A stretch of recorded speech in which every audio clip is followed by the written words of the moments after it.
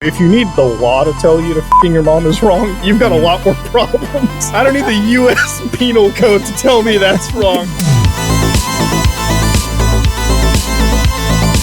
Can you go back and forth between being funny about a terrible thing and then snap into serious mode and waffle back and forth? I think it separates the people that actually have meaningful content to make versus people that it's like, oh wow, some big apocalyptic event happened on YouTube. Now I can make my living for the week.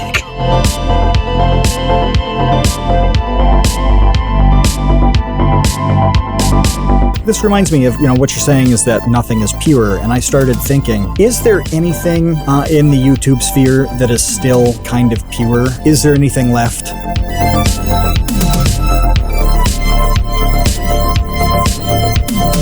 Part of the point and purpose of this podcast is to learn from creators. And I have to say, I have learned a great deal. Not really the type of lessons that I usually look for in a conversation, but I can say that I am a different person now, having spoken with you.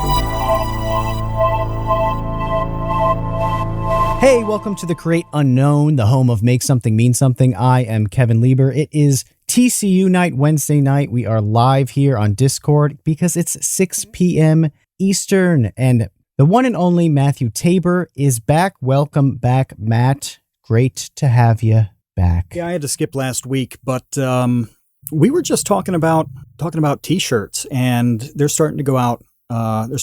Here in August, and we've talked a bunch about it through several episodes. If this is the first time you're coming across it, they're ridiculously soft. We spared no expense on quality. We made a small amount so they could go to guests, the baby gang, patrons first, and we have a handful left over that can be ordered. What was the size, Kevin, that is running out very quickly? XL, for our XL fans out there. I think there's literally one XL left. So if you are that size and you want a TCU shirt, you're going to want to order right away, because once they're gone, they are gone. And we are on to the next round of shirts. I'm wearing one right now, and oh, it feels so good. I'm like just silky smooth swimming in my TCU triangle t-shirt. Although I'm actually a big fan of the camcorder cosmonaut. That's my favorite of the two. So definitely. The colors, yeah, they're so vivid. It's ridiculous. Yeah, definitely check those out. We'll have links below. We have links on social media. You have no excuse not to check out the t-shirts. And I also wanted to mention, before we get into our guest, next week we have Slimesicle. After that, we have the one and only Marquez Brownlee coming up, which, really excited about both guests. It's been a long time coming for both of them. So happy to have them booked and on the docket. But we need to get to today's guest. Yeah, we do. And hello, guys and gals. For more than 500 years, towns and cities in Europe and North America employed town criers, official appointees who rang a bell in public places before making proclamations and disseminating information and commentary. In India, it was a drum with a message beginning generally with "people of the village the headman would like to announce," and then whatever story he had to tell. Well, now it is 2021, and in place of the town crier, we have Mutahar. Some Ordinary Gamers has, in one way or another, been on YouTube for almost 15 years now.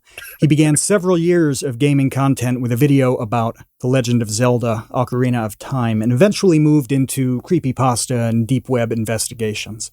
By now, it's very, very difficult to pinpoint what Mutahar actually does. Because he does absolutely everything at this point, with lengthy videos almost daily ranging from critiquing the video game sphere to YouTube and social commentary to analyzing criminal investigations. And if you hadn't heard of Mutahar by 2020, you almost certainly did, with high-profile back and forths with H3H3's Ethan Klein. And Mutahar is leading the discovery of J-Station's fraud involving fake claims that J-Station's girlfriend had died. But Mutahar's most impressive accomplishment may be that he has yet to be arrested and charged with incest, which regrettably we cannot say about all of the Create Unknown's other guests. More on that later. And despite being YouTube's best talker, a remarkable feat when your circle of friends includes people like Nexpo and Moist Critical and Wang. As of yesterday, he still seems to struggle with parallel parking. But it just doesn't matter whether he's playing a janky game he downloaded from the dark web or ripping shitcoin scammers on Twitter. Mutahar is entertaining and he makes millions of people happy every single day. But we want to know directly from the best at analyzing the online what he himself will eventually go down for. So Mutahar, 7 years from now, what future downfall will you most likely experience to ruin our reputation for having had you on this show? Oh man, I can only imagine what kind of drug fender bender I'm going to go on in a couple months from now. Let me tell you, when you're in lockdown this long, there's only a few drugs left for you to partake in that's going to lead you down that dark path. I mean, listen, I think a lot of the creators this year have outdone me so hard in terms of the most degenerate shit that you can do that there's no way to win, right? Like, see, it seems like every creator every week is getting involved in the most like scariest scandal. Dude, I had a creator, we had the creator of Sonichu literally get involved with the worst sort of incest. And again, just to state, the worst sort of incest, all right? Like, not only is incest bad, but you took it like 10 steps higher. There's What's no way the to best win. sort? What's the best sort? If there's a worst, then there's a universe in which there is a best one. So can we qualify this? I feel like the best one is the one where medically the baby that could be formed from it isn't, like like the stepsister, you know what I mean? Like that kind of nonsense, if that even counts close to incest. I feel like as long as it doesn't genetically harm, cousins, somebody said in the chat over here. I think that might be closest. Look, anything is better than the person and their mother. Like, you know what I mean? Like that's the very end. Like I don't want the chat. I don't want anybody to think that there's like a good form. Like it's all bad. It's just this is like Dante's like final inferno bad, and then this is like there's no good. Yeah, there's a reason that Oedipus is a very old tale and a cautionary one. It tends not to be something anybody really takes seriously anymore, but maybe we should. You mentioned that a lot of kind of nutty things have happened this year. Why is that? Why is all of a sudden we're getting bizarre story after bizarre story, where in like 2018 we got some weird ones, but nothing like this? I think the problem is that a lot of people that are getting caught, and I know it's weird to say it, but they're not exactly the most socially, out there kind of it. Like, listen, in the gaming sphere, when you got like a bunch of people playing fucking Minecraft on a daily basis, like a game about blocks and shit, of course there's probably going to be a story about, somebody coming out to be a diddler. I'm sorry, like those kind, like when you get into that sphere, it's not like it's uncommon to see, you know what I mean? Like if it happens, it's not good, but I can't sit here and pretend to act like I'm surprised, like I'm about to have like a heart attack or something, wondering how this happened. No, like I think when it comes to a lot of people that just sort of blew up on the internet, and they may not have been the most outgoing people in real life, anyways, this kind of stuff happens because it's so easy now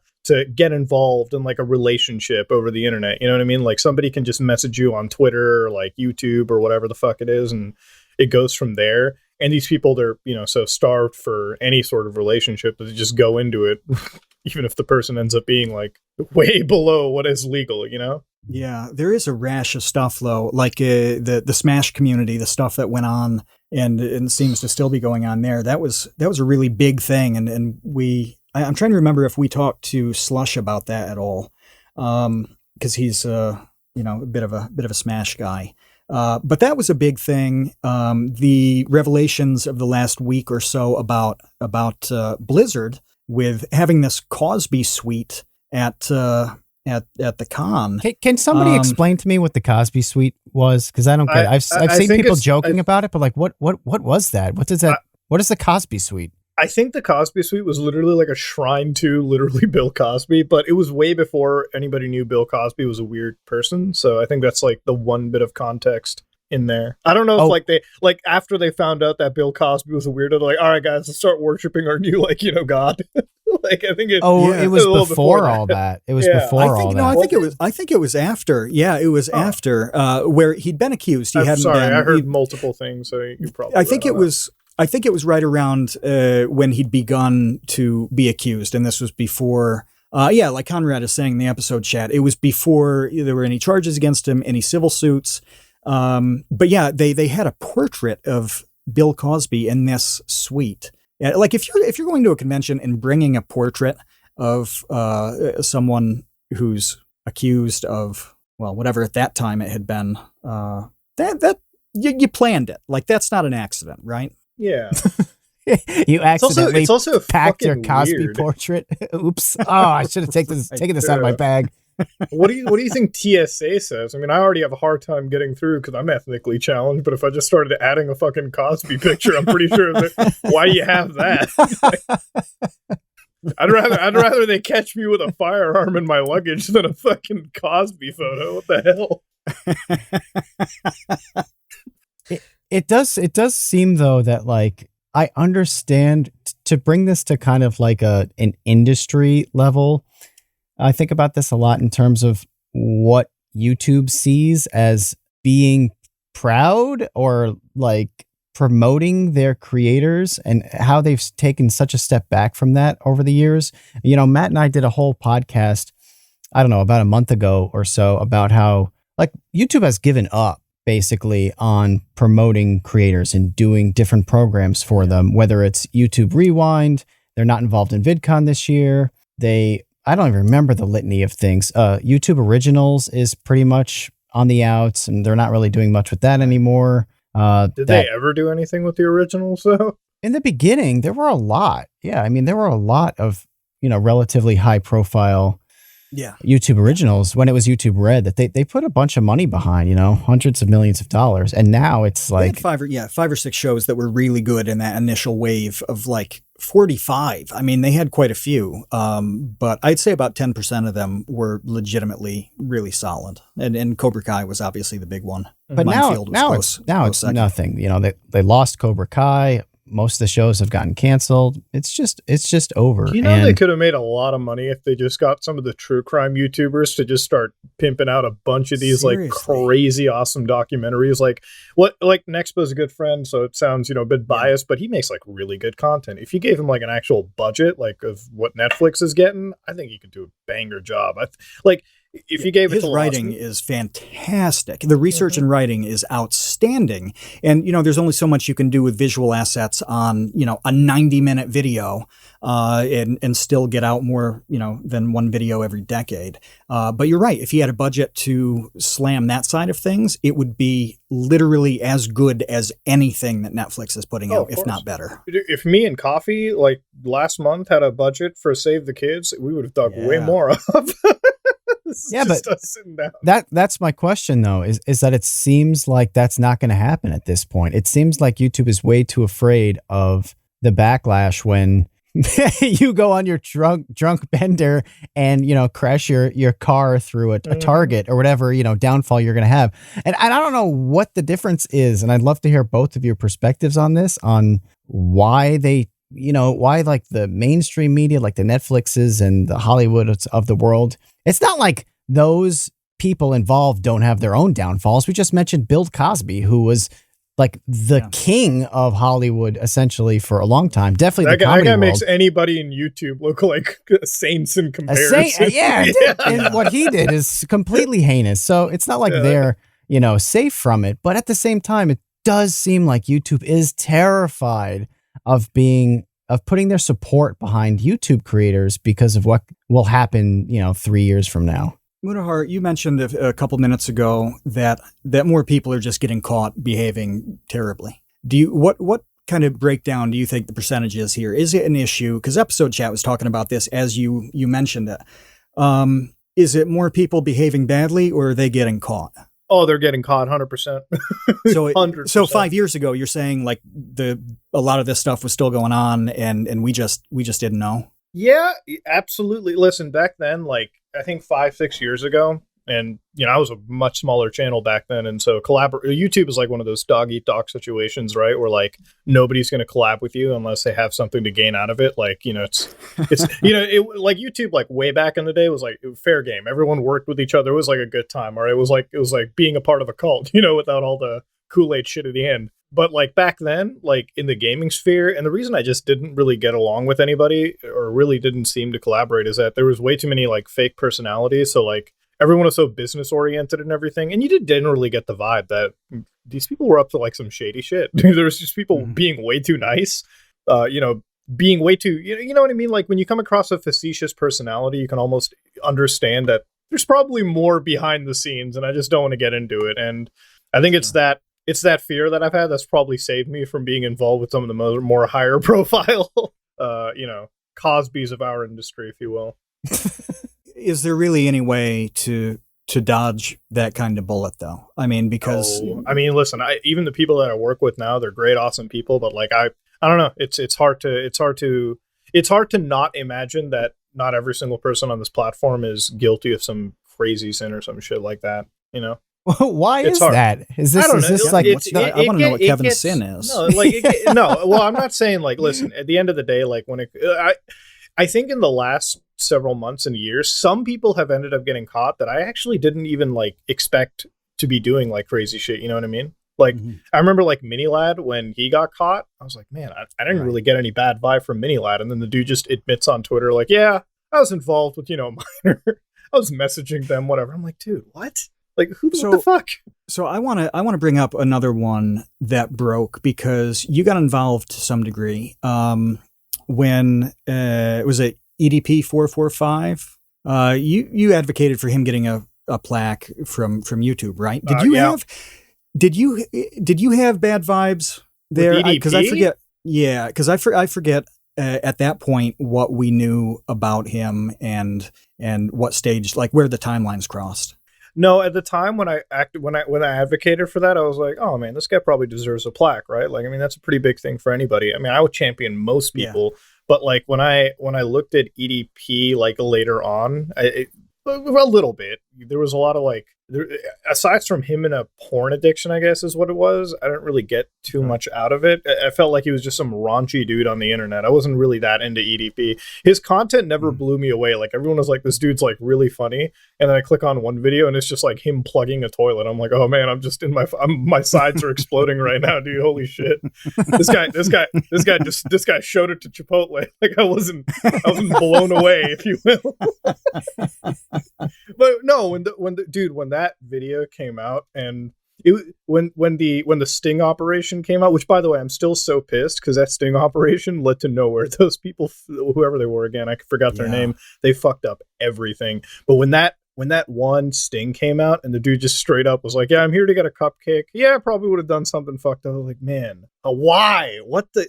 That was a wild card. That nobody, I think, could have expected that. No one. That might have been a thing. I mean, listen, if you're in the Minecraft Roblox community and it comes out, it's not hard for me to like, picture that. If you're playing a game about blocks every day, probably going to be doing something. Why is this game so bad? Because literally the #1 game of all time is a block game, and it didn't inspire like worldwide pedophilia. And I'm talking about Tetris.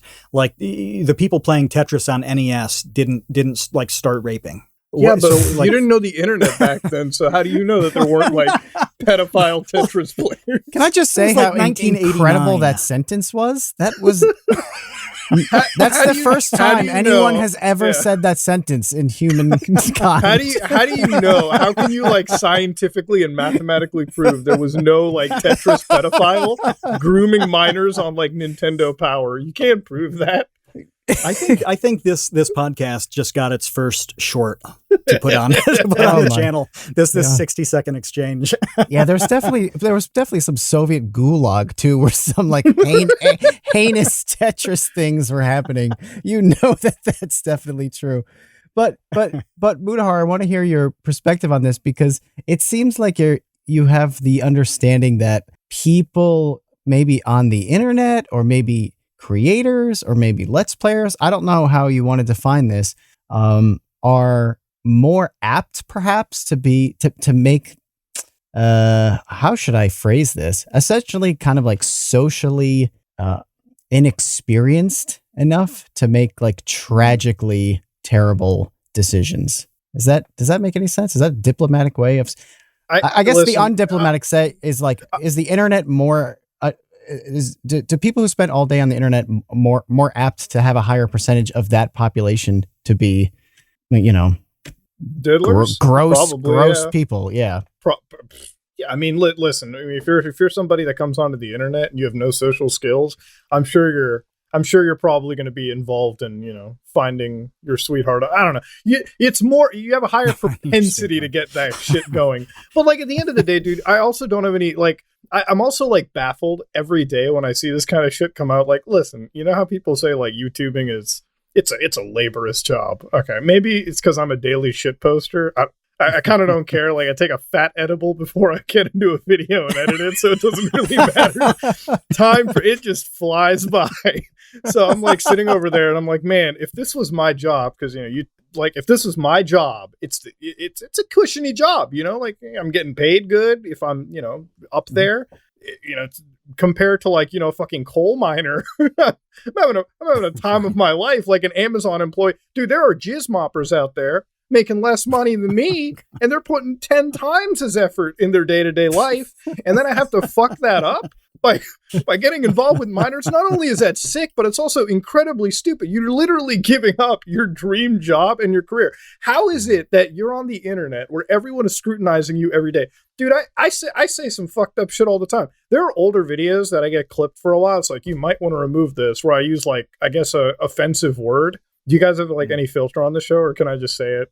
The worst that happens is we edit it out, so I'd say roll with it. Yeah, I mean, like, I said the word retard a few times, and they're just like, well, that's offensive. I'm like, that's pretty retarded. Like, that's my one response to it. I'm like, I don't really care. Like, I think the average viewer watching me knows that I'm not out here to offend people. Like, it doesn't take, like, you don't have to, like, you know what I mean? Like, I'm not going out of my way to offend somebody. It's just, a phrase that I use. And then, you got all these people who are constantly cataloging every single thing they do. That's the worst that I've ever had to deal with.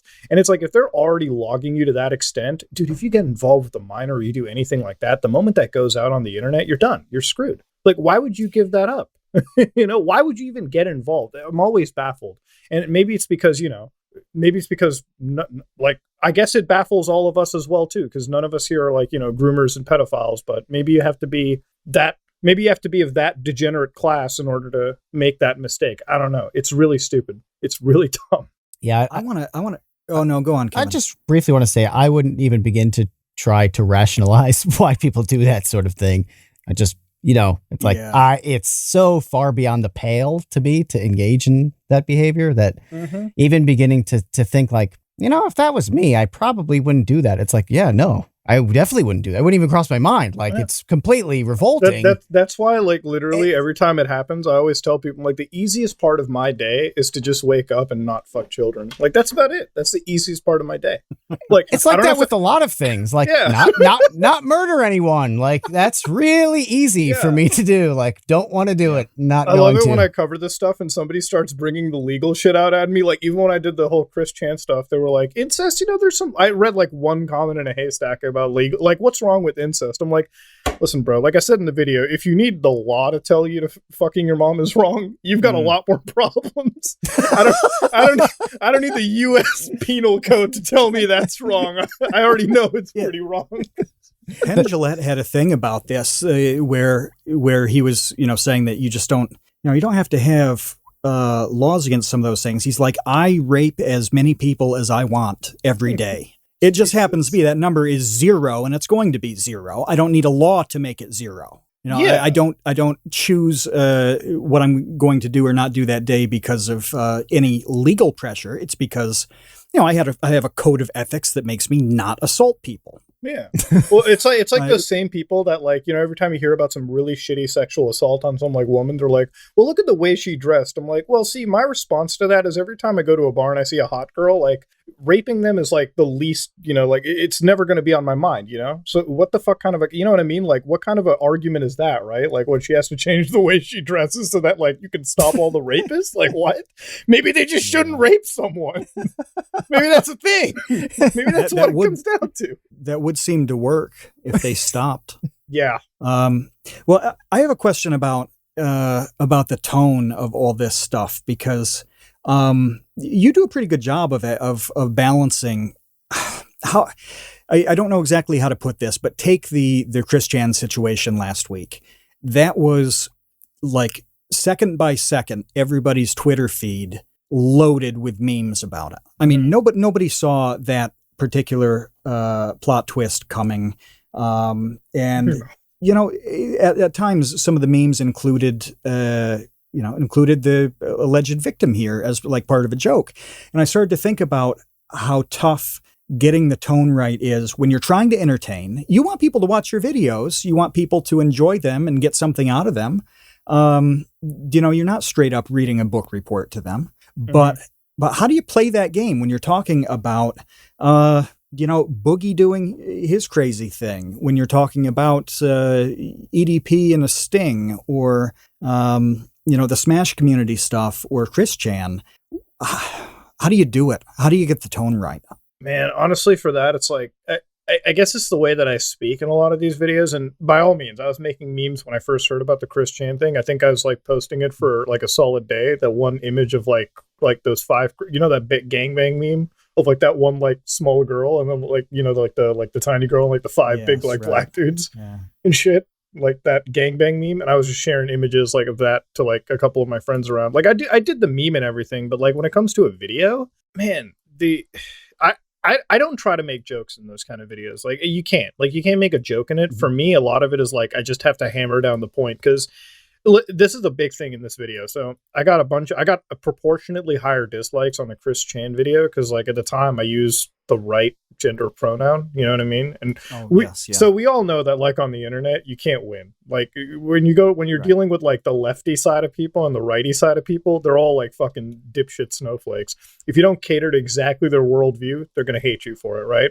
I used the right pronoun, and then immediately after it, I'm like, listen, if this is your biggest problem, this is someone that has allegations of raping their elderly mother with dementia. Right. Like, maybe let's refocus on it. And I guess like that sets the tone across. Like, you got to remind the audience, like, this is what the stakes are, you know, like sometimes there's a joke for, sometimes there isn't. Right. Like, but at the end of the day, like for me, it was just, it's setting, like the tone really comes across with the severity of the situation, right? Like all you have to do is just say that. I think 99% of the audience just gets it, you know? Can you go back and forth between being funny about a terrible thing and then, you know, snap into kind of serious mode and waffle back and forth? Do you have to kind of pick a tone? I think you can snap back and forth. Like when I was talking about, like, again, back to the Chris Chan thing, when I was giving a lot of the historical context to the situation, I brought up like this love quest, which, you know, was one of the big reasons why this happened.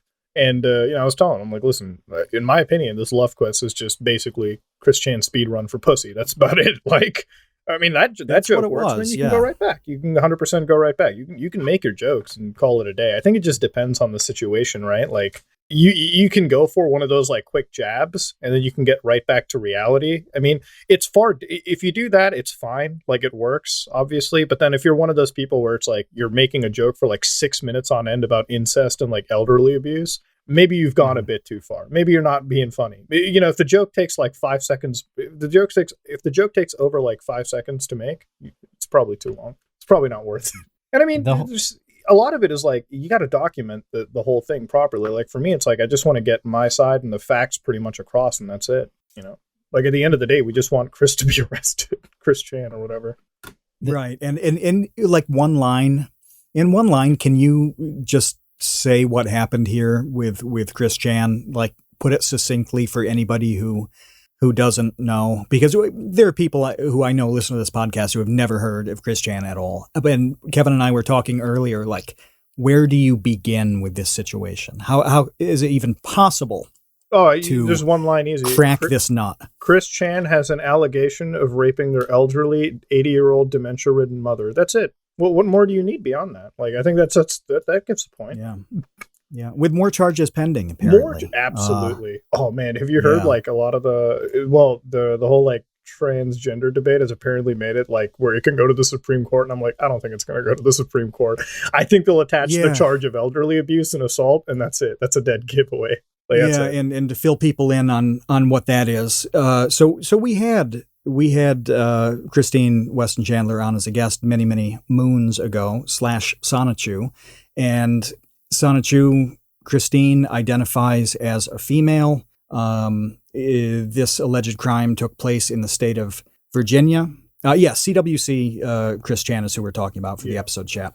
The incest statutes in Virginia do not apply to mother-daughter, but may apply to mother-son, as you'd expect. And there are questions about whether Christine should be housed with male or female inmates. She's currently being housed in a female prison, and some people are up in arms about that. Wait, is she being housed in a female prison? Yeah. Yes, as of today, yeah.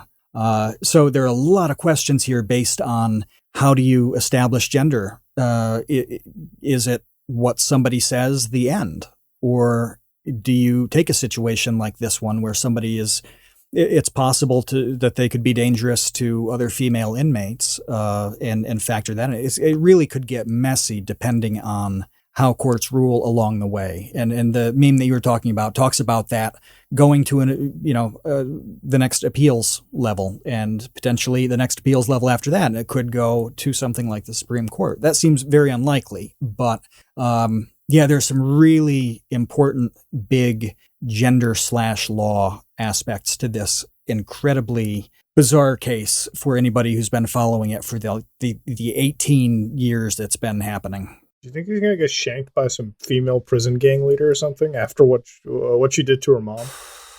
I could see that. Like personally, I'm kind of wondering, like, well, I guess you would go to a female prison, but it makes, I don't know, it's a hazy subject, honestly. Like, I think it's tough. It's gonna like I think Christine's case is just gonna like cause the U.S. prisons and legal system to sort of look within itself, maybe. I mean, it might, but there's also that aspect of the potential of mental illness being a factor here, and how does that influence something like selecting gender? And as somebody in the episode chat said, like part of this love quest, at one point Christine said that they were selecting their gender to in part make it easier to be with women. Like, this is crazy stuff when you start to parse it out. I wanted to like cover that in the video and everything, but like at the end of the day, like I wanted to keep it pretty succinct. At the end of the day, like trying to keep things without, it was trying to be like as ironclad as you really could be. I mean, saying that is like, because at the end of the day, I don't think like that, like the whole transgender side of Christine isn't really the focal point. I think the idea that people should be refocusing on like crazy is the elderly abuse. I'm actually a little surprised that the incest charge is being taken. Like, I guess it's the only charge, but I feel like this person should be put in an assault charge. And I also think that this person, like, if you're going to send, like, I don't know, if you're going to send him to prison, I'm honestly wondering, like, if there's going to be some sort of like special state care, like institution or something, because this looks like one of the easiest insanity pleas. There's also cases of like financial abuse too, that after my video I found out that she stole like $750 from her mom. Right. So having access to that account after the fact, and then accessing the money in it, like there are a lot of dimensions to this that have kind of criminality attached to them. Mental so this illness is going to be a wild too, ride, man. Like when you listen, Christine's like one of those people where like, yeah, sure, they buy and play with Legos all day, but at the same time, it's also somebody that graduated college, has a driver's license, and is capable of interstate travel. So it's like, at the end of the day, this person's guilty. They're an adult. They should be tried like an adult. And I don't know. I generally just, I don't feel that it's okay that this person went to like, I don't know if the female prison makes sense to me, honestly. I mean, it might sound offensive, but I don't know. I don't know how I'm feeling. Like, there's a lot of conflictions over in this situation. I feel like it could be harmful. Is it, so as like with the stuff that you do on YouTube, is it something that you are going to stay on? You see spending more time, as it develops? Or like I saw Justin Wang tweet, he's like, no matter what happens, I'm never going to make a video on Chris Chan. I don't think I can really add anything beyond that. I feel like I'll like that. That's mostly for like people who are really, really into the commentary sphere, right? Like who just do like daily news uploads. Like for me, I'd honestly, like, listen, this is one of those things where like, yeah, I could make another Chris Chan video, and yeah, I could bang up to 1 million views in a couple days, but the 1 million views isn't worth it, because honestly, like, covering this kind of stuff, it's interesting for me, but like doing it a second time, a third time, I can't honestly find enough to add personally to the discussion for it to be warranting another video. Also, I just don't think the views are that important for me to like just go on to that. I'd rather make like, this is always my philosophy on YouTube, right? Like, yeah, sure, videos bang and videos go crazy. The Save the Kid stuff, awesome. Made them like 1 million views in a day. My VM videos, virtual machines, stuff like that, 100,000, 200,000 views in a day. Yeah, sharp decline, but I'd rather do that than like follow up on something and barely add to it. And especially with something like, Chris Chan, where it's like, it's just not fun to cover. Like, it's anybody that finds it like super fun to cover. It's like, man, why? Like, I'm covering it because it's big, and and the only reason I really am covering it is because I have been somebody that is a historian. Like, I followed this person for over a decade. I followed it, so I feel like I have something to add to it. If I didn't know anything about Chris Chan, I wouldn't have made a video. Simple as that. I don't think I would have cared. Yeah, I think this issue might separate a lot of people we know into two camps: the opportunists and the ones who say what you're saying, which is, if I have something useful to say, then I'll put out that content. If I'm rehashing shit for views, I won't. And we all in this conversation know people who would absolutely pump a topic with nothing new to add to pull a little bit of AdSense. Well, it's like, dude, it's like the EDP situation, right? Like, you had, I made one video on EDP. I wanted to make another video on EDP, but like, it was about his like new websites and channels, but they just kept on going down so fast before I could even make the video that I was like, fuck it. But then like, you had all those channels where it's like EDP like sneezed, and it's like 3 videos like right there that they were pumping out. To me, it's like, maybe it's because I think it separates the people that actually have meaningful content to make versus people that, it's like, oh, wow, some big cataclysmic, like apocalyptic event happened on YouTube. Now I can make my living for the week. It's like ambulance chasers. Mm-hmm. Have you heard of that term before? Yeah. Like the type of lawyer that chases an ambulance, trying to get like, what happened? We're gonna sue the hell out of the motorcycle manufacturer or whatever. It seems like there's a similar vibe there of like an ambulance chaser on YouTube, basically. Sometimes I feel like when I cover some of these topics too much, I feel like I'm kind of feeding into that a lot. So I just like take a step back because I like to cover trendy stuff like that for sure. Like, anything that catches my attention, I like to talk about it. But I've missed out on plenty of like, I guess, juicy stories simply because like I didn't really have an interest in things at the time, or just I would rather make something that was, well, drama free, and because let me be honest, man, making anything about like trendy topics or drama in general is a stress fest. Like, you honestly, sometimes I question like if I even want to hit the upload button. But if I'm just making like a virtual machine video, or like I'm just making a standard video where I'm like shitting on like just in the gaming sphere, it's so much more easier and like stress free. This kind of stuff is way too stressful to cover, and unless I feel like unless you have something to talk about, go for it. Like the Save the Kids stuff that me and Coffee did, best time in the world. Okay, because at the end of the day, it was like there was like it wasn't on this. We weren't covering like sexual offenders. You know what I mean? We were covering like potential crypto scams and all that kind of stuff, and it was actual investigation, and it was actually like enjoyable to go through. And I would do it over and over and over again over any of this like Chris Chan stuff. That Chris Chan video I made, I don't know. Like, I wanted to get my piece on it, but after that, like, I have no want or desire to make a follow-up to it. It's just so disgusting, man. Like, when you think about the allegations over and over again. Yeah, well, I agree completely, and that's why quite honestly, I was quiet throughout most of that conversation, because it's so heinous and like so disgusting. Like, I genuinely don't even know what to say other than like, let's allow the law to do its thing, and I'm so glad the law is go involved, from there. I'm so glad it's not the EDP situation again. Yeah, the law being involved is a great thing, and because it needs to be, and there are plenty of situations where the law isn't involved, but and it should be. But I want to go back to, because you've mentioned Save the Kids a couple of times. That's something that Coffee Break was involved with, who is a TCU alum. We had Coffee Break on a couple of years ago now, and we really need to get him back. Been too long. But for people, he's Coffeezilla now. Right, Coffeezilla. I stand corrected. He's evolved. He's like a Pokemon, and he's now Coffeezilla. But just so people listening who don't know what Save the Kids is, can you give Cliff Notes version of that and just talk about it a bit? So Save the Kids, a month ago, me and Coffee, we independently, so we weren't even talking about it with each other. We found this coin, all of us, me, Coffee, Barely Sociable, and a bunch of other people that were in this, internet detective world, we find this coin called Save the Kids, like with a website and everything, and and we're just sitting over there like, huh, it's kind of weird, a charity token. So for like weeks, we just sort of keep tabs on it, right? Like the FBI agents that have nothing better to do. So around the time of when I made my video, that's when this whole like house of cards started crumbling, and we started looking into like, the blockchain, the transactions, the influencers involved into it. We joined that Telegram where everyone was just pumping this coin up, talking about getting a new influencer, having their millionaire friends pump money into this. And then we looked at the value of the coin, right? We saw how high it like peaked and then it deflated after these, literally at the exact same time, these influencers are like popping off with tweets and then deleting the tweets later, pretending that they're just magically disappearing. And after that, we're just sitting there like, this is a fucking scam. These people are doing charity fraud.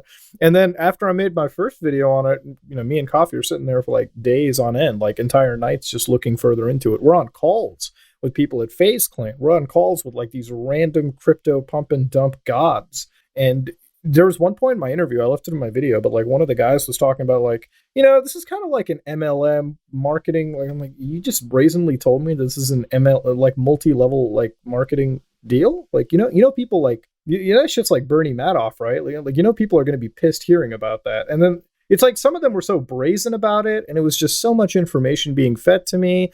I have like 4 hours of interviews from like random people that I never aired because it was just information that was, a little bit irrelevant. And also some people were straight up lying to me. It was one of those situations where every party was lying to both me and Coffee about their involvement because nobody wanted to be involved. No, like you can't look good in a charity fraud, like nobody looks good. So everyone was trying to be like, I wasn't the guilty party. I was innocent. There was so much information. I don't know, man. It was without a doubt one of the biggest cases of crypto charity fraud where they used a children charity token. And by the way, their original website copied a lot of assets. Like it definitely infringed the trademark of an actual charity. It was like a bad vibe all around. And now one of the people behind it is currently in the run. Like they've left the US apparently, allegedly, and now they're on the run. Yeah. Really? Coffee did it in his last video where he talked about Sam Pepper, who I didn't get who thankfully I didn't get to talk to. I didn't even want to talk to. Yeah, he's an old name from the past, isn't he? Apparently Coffee was digging into the person, and like apparently Sam is known as Scam Pepper in the community, right? Like that's sort of a name that you'll hear a lot if you're into that crypto coin shitcoin world. And he's probably made like, I don't know, I have to imagine like he's probably made his millions off of this at some point. That dude has been involved in so much shit. And at some point, private investigators on a lot of these pump and dumps are now hiring PIs to try and find these people. It's getting fucking insane. And they're on the run from what it seems like, from what it allegedly looks like. And, it's a bad vibe, man, all around. And that's just where it's at right now? They have fled, are they being pursued? They're being pursued by private eyes? Well, yeah, that, and I can't divulge any further, but I've been speaking. I've been speaking to federal authorities, and Coffee, I think, has also been speaking to federal authorities. Like, this is a big thing coming down in the pipeline. It's going to take a little bit of time, but like at the end of the day, this is going to be sort of a defining thing for crypto fraud and cryptocurrencies. Like right now, I think the IRS is trying to pass a situation where like they're going to start logging the exchanges. Right, yeah. And so, there's a lot of people that are shitting themselves because of that, but fuck. I mean, how can they not do that after all of this bullshit? They have been the feds have been following this for here's the interesting thing about the feds. They get a lot of this shit every day. They get a lot of tips, right? You can't work off of tips like that. Now, if one person tips into the FBI, whatever, it gets thrown into an automated system. Now, if 20 people do it, if 50 people do it, hundreds of people do it, yeah, then they start paying attention. But what they really care about, and this is what me and Coffee learned, is if you can isolate an amount of money for the feds to chase after, like if you just tell them, yeah, it looks around in the $5 million ballpark, they're immediately on like hounds. They're ready to hunt. They're ready to go. Wow. Like they want to make an example. The feds in the US will make, like if you steal like 100,000, if you embezzle 100K, they'll spend 10 million just to make an example out of you. That's wow. Yeah. And then like the thing is, it's and we've all been talking to different federal agencies, right? Like the FBI has been talking, like the FBI is involved, but then like now you've also got the SEC and the IRS. And if you guys didn't know about the IRS has like legit field agents, like an actual like, yeah, like I don't know if any, like, about that, right? The IRS like criminal division. No. Yeah, no, that's heavy duty stuff. And really? people think it's like all accountants, and it's not. Well, it's not just accountants in the CID. They've got like legit like SWAT agents, like field agents. Yeah. Like if you're in the Amazon rainforest and you have back taxes to Uncle Sam, they will drop down in there and take some bodies and bring you back. That's the kind of, like, it's getting to a point where, dude, this crypto stuff is so new, and these scams have been going on like crazy. It's not just, the Save the Kids. It's also Kim Kardashian. It's also, dude, Logan Paul. I have a video coming out just today about Logan Paul. All right. He keeps, like, did you see what he posted the other day? Like yesterday, literally, he was like, I have this NFT. Somebody's like paying me $630,000. I got $700,000 an offer on an NFT. I'm like, who the fuck is paying you $700,000 for a fucking JPEG? And now, so at the end of the day, I find out that these people who are doing NFTs, right? Anybody that defends NFTs has money invested, 100%, right? Because the idea for an NFT is if you want to make money on it, you have to have the ability to control the market to an extent, right? To influence. So if I buy a $500,000 NFT, I'm probably going to be on Twitter shilling it every day and talking about how people are offering me 600, 700,000. I bump the speculative price up, and my whole goal is to find some other dipshit with money and sell him, my NFT. Now, I said in the video, like right now, I could probably go and buy that NFT for $1 million, right? I'll offer Logan Paul $1 million to buy the NFT, and he'll sell it to me, right? Now, unless I have another person that's willing to buy it from me for like 1.2, 1.3 to cover my fees and all that bullshit, it's not worth it. The NFT market is stupid. Dude, if you have $700,000 to buy on an NFT, a smart person will invest that in property, will invest that in other avenues to make more money. Yeah. NFTs aren't going to make you cash unless you can find other idiots that are willing to do it. You see the same thing in the property world, right? Like you can buy a $40 million mansion, right? And if your goal is to flip the $40 million mansion, it gets harder because how many people do you have in that market that are willing to buy a $40 million place, right? Like it's a small number as opposed to something that can generate income in a way that's quite a bit more normal. But you're right. If it's however many hundreds of Ethereum, there just aren't a lot of people in the market for the animated little thing or the JPEG. Dude, I feel like it's nuts. A lot of it is just you're preying on these individuals. You're preying on a bunch of like kids. You're preying on a bunch of like gullible people. I personally find it disgusting because like you have so many people who are trying to right now post COVID make money to like pay a bill or like not have their home foreclosed on them, right? So these pump and dumps are super alluring to individuals that don't have a lot of disposable income to begin with, right? Like they don't have money in general. You've got people working at Amazon for Jeff Bezos, pissing in fucking bottles and shit, making ends barely meet. Of course, they're probably going to consider putting like $100 down the line. And if it turns into 1,000, congrats, they're able to afford food. Now, if they lose the $100, it's even more devastating to them. People don't understand that this doesn't really target stupid people as much as it targets desperate people. NFTs, some people think that if they buy a $20 fucking JPEG, it's going to be worth $2,000 later in 5 years. What kind of a fucking return on investment is that? You're going to wait 5 years to make $2,000 on a JPEG, which may or may not happen. And they're getting their financial advice from dipshit influencers. Like, fuck. Yeah.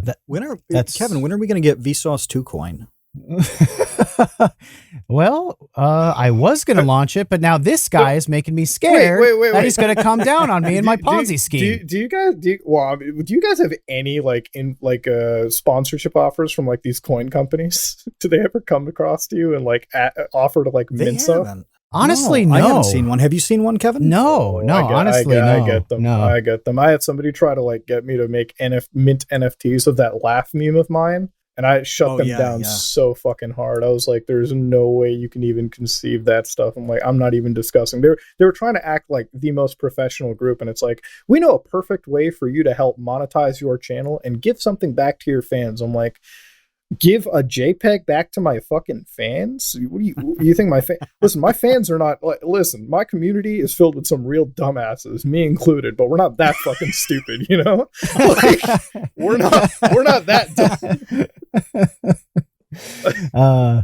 I think that maybe when Beeple's NFT sold for $70 million or whatever, I might have gotten like an email or two that I probably just deleted right away. But Tell me that's that's mostly not because money laundering, though. Tell me that's Yeah, not. Yeah. it just sounded weird to begin with, to the point where I was like, I don't get this, and I don't think that I'm going to. So I'm just it's going to like move the on. high-end art world, right? Like, you got so much money laundering over there. The last big thing I heard about the art world was like when one Chinese like state CEO was trying to pump money out of the country. Like, do you know, like, do you ever hear about that? No. So in China, I think there's a law where you can't like extract like $20,000 out of their, like out of your banks to like any foreign entity. So I think what like some people do is they have like those like black credit cards, like, you know what I mean? Like the fucking infinite cards or something. And so like, I think this one like Chinese like billionaire bought like an entire art piece for like something like $150 million or whatever, right? So you can like buy art on credit and then you can sell it outside the country for that amount, or like flip it or whatever and get your money out that way. But I mean, I don't know, man. Art in a lot of ways, like that high-end art world is just it literally does have just money laundering all over it. It's that, and it's casinos and everything. Mm-hmm. Any place where you can shift large volumes of cash, it's always shady, man. It's always weird. Well, you also get to a point when you're that rich where you don't have anything left to buy. I mean, really, like if you have these rich, when you have hundreds of millions of dollars, or you're a billionaire, you have 9 houses, you have however many cars you could want, you have a private jet. But that like, separates. Where do you go from there? No, but okay, but here's the thing. Okay, listen. If I think that's what separates the billionaires from the millionaires, though, right? Like you got millionaires who make like $100 million and that's all they need, and then they just buy Lamborghinis and like hookers and like blow all the time, and they'll have enough money where they can live that lifestyle for their entire life and still have money left over, right? But when you're looking at like a billionaire or somebody like that actually knows money and knows how to make money, they're they're not buying the fancy cars. They don't need to buy the big houses. Everyone knows that they like, listen, perfect example is like fucking what was it, Mark Zuckerberg? That dude apparently drives like a Honda Fit, but you know that motherfucker could buy an entire Rolls-Royce dealership every day and never have to fucking worry about it, I'm pretty sure he bought one of the Hawaiian Islands, though. I mean, like he has spent his money. but I think like when you're buying islands or you're buying land, that's an infinitely better investment than like, bullshit art or whatever, right? Like land and things like that. Like these guys are, when they're at that level of money, like Mark Zuckerberg's and Jeff Bezos, they're always constantly investing in their own businesses.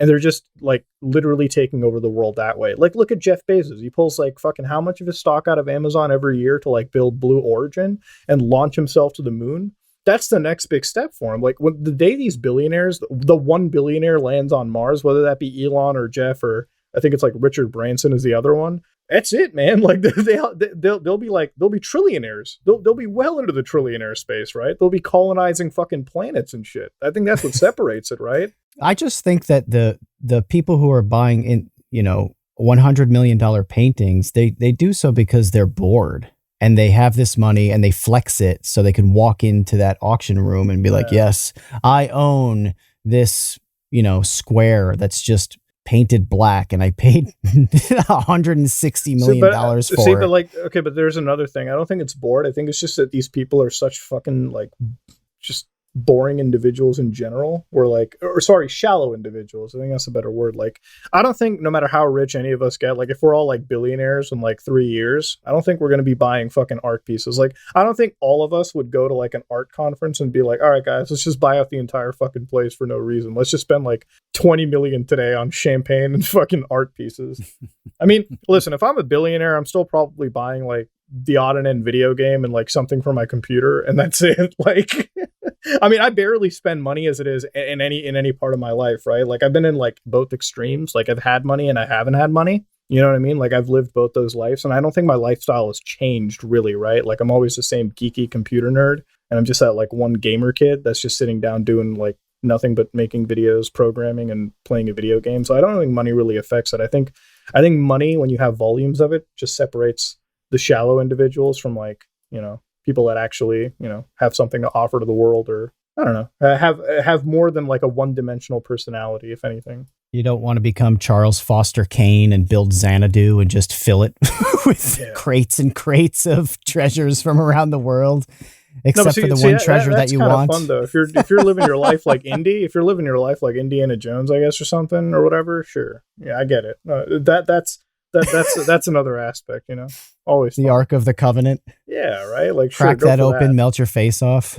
But see, that's a difference from like buying a fucking JPEG, like an NFT. You know, like you got some Ark of the Covenant versus some 16-bit fucking PNG that you bought for like 1.7 million. If I could buy an NFT of that guy's face melting off from Raiders of the Lost Ark, that might be worth it. That's a pretty sweet GIF. And then you can post that on Twitter, and your entire quote tweets are going to be filled with people. It's like, right click and save image as. That's what they're just going to say. That's my favorite response to like the whole, like, that's like when I saw Logan do that, I was like, bro, just right click, save the image as. All right, don't listen to this bullshit. Don't fall for the scam. Yeah, it is very scammy. It is very smelly. Disgusting, man. It's so nasty. It's just, If you had to own an NFT of something, though, what would it be? oh man, I'd buy Goatsy first thing. That's immediately in my head. Man. I'd buy Goatsy every day. I can't believe how quickly you answered that. Dude, That was instant. You didn't even think. Your did it. neurons Goatsy. didn't even fire. It was just already there in your frontal lobe, ready to go. It's Goatsy, 100%. I would buy Goatsy and I would put that as the cover image for my Twitter account. Yeah, that's my favorite thing Wang ever did. I think it was like back then during like when we were just pissing off the T channels or whatever, because the worst degenerate part of YouTube. Wang like made this serious tweet and then he replied with like an image, like this video of Goatsy singing through one of those like AI filters. And like every time they would click on the Wang tweet, it would just be like this singing asshole sent out. I was like, man, what a fucking guy. He's an artist. He truly is. Goatsy's the NFT. Listen, I'd buy all the shock NFTs. I'd buy Cake Farts. I'd buy Meat Spin. I'd buy God knows what, dude. Cake farts? You don't know Cake Farts? No. Oh man, dude, Cake Farts is whole. So it's like this one porn video of like, and it's actually the funniest video in the world. So basically, Cake Farts is like this girl wakes up one day. And she's just like, all right, let's get this done. Like, that's her first thing. She's like, let's get this done. Like, it's one of those she's just ready to own the day. So it cuts to, like, her going down to her kitchen. And she has, like, this fucking DQ Blizzard cake, like, ready to go. You know, like, it's just immaculate-looking chocolate cake. She just sits on it, puckers that asshole, and, like, lets it rip, dude. It's as simple as that, Cake Fart. It is. I had a buddy send that to me at work once. So, you know, we own our own thing, so there's no worries about, you know, getting fired for looking at porn in the workplace. So it just like sent me the fucking Cake Farts one day, and I watched it in my office for like probably like an hour, just straight laughing at it. Like every time she said the words let's get this done, I'm just sitting there in my office like dying. Everyone just sees me walking by. They don't know that I'm looking at this chick just fucking shit on a cake, but that's what's killing me the entire day. So she does more than fart on the cake? Like substance comes out? She defecates on the cake, or she just farts on the cake? The video isn't that high resolution, unfortunately. You know, so she just farts on a cake and that's it. No, she just lets it rip. That's her day. Like she's like, let's get this done. You know how many times a client has walked into my office and is like, they're talking some serious shit, and I just have Cake Farts on the monitor while they're just spouting off their bullshit. like they'll just tell me, it's like, we need this project, we need this, and that, right? Like I'll have some serious discussion. I'm just looking at Cake Farts on the monitor. Do you reply to them? Let's get this done. Yeah, I have absolutely once. Like fucking, as soon as they're done, like they're like, so what do you think about it? I'm like, let's get this done. Let's go with that fucking. Oh god! Like, who knew it was a motivational poster, or you know, motivational aspect to Cake Farts? That's why every time I talk to anybody in a professional setting and there's a fucking computer monitor that I can't look at, I immediately assume that they're just watching a porno. Like when I was at the bank when I moved here because I was changing my addresses, and like, you know, I had to go in and change an address, and the teller guy was just sitting there for like a good 5 minutes on his computer, and like he didn't say anything to me, and I didn't say anything back. But I have that ability. I have that like one superpower. I can tell if you're watching porn on a monitor. There's like that smirk that someone makes. This dude had a smirk to him. He was watching porn on the bank computer right there, dude. 100. That's right there in the episode chat. That's the cake. I said immaculate. it's actually very like, it's actually a proportional cake right there. You know, there's no like weird frosting shit to get in the way. You just sit on it and like pucker and go ahead. Yeah. I mean, the Romans had carpe diem, and in 2021, we have cake farts. It shows how far society has progressed. But imagine being a fucking like caveman, right? Like imagine being somebody from like the 1400s. Like last night when I was laying in bed, I thought about humans going to the Andromeda galaxy, right? Like fucking just some intergalactic travel, like way beyond my lifetime. But then there's always somebody in like the 1500s wondering what happened like 500 years from now. Do you think that they'd be disappointed that there's somebody sitting in their office watching some girl fart on a cake while having a discussion with someone else? That's where society led to. Like we are, like as human beings, we're in cars and flying around all over the world and exploring our planet to our heart's content. But somewhere, like you just got somebody in the office, like just watching shock porn. I think that the first thing that they would be amazed by was wasting the cake. Like, do you know how many people in the 1400s probably ever had the opportunity to eat like a delicious chocolate cake? Yeah, dude, King Louis must be sugar shitting was his not fucking happening pants right at now. that point. Yeah, like the sugar trade was not amazing at that time. I mean, I wonder how often you would have a sweet thing that wasn't fruit. I guess you had honey. Now and you that's just reminded me. Now you just reminded me of that fucking documentary show I talked about before we started filming that food one.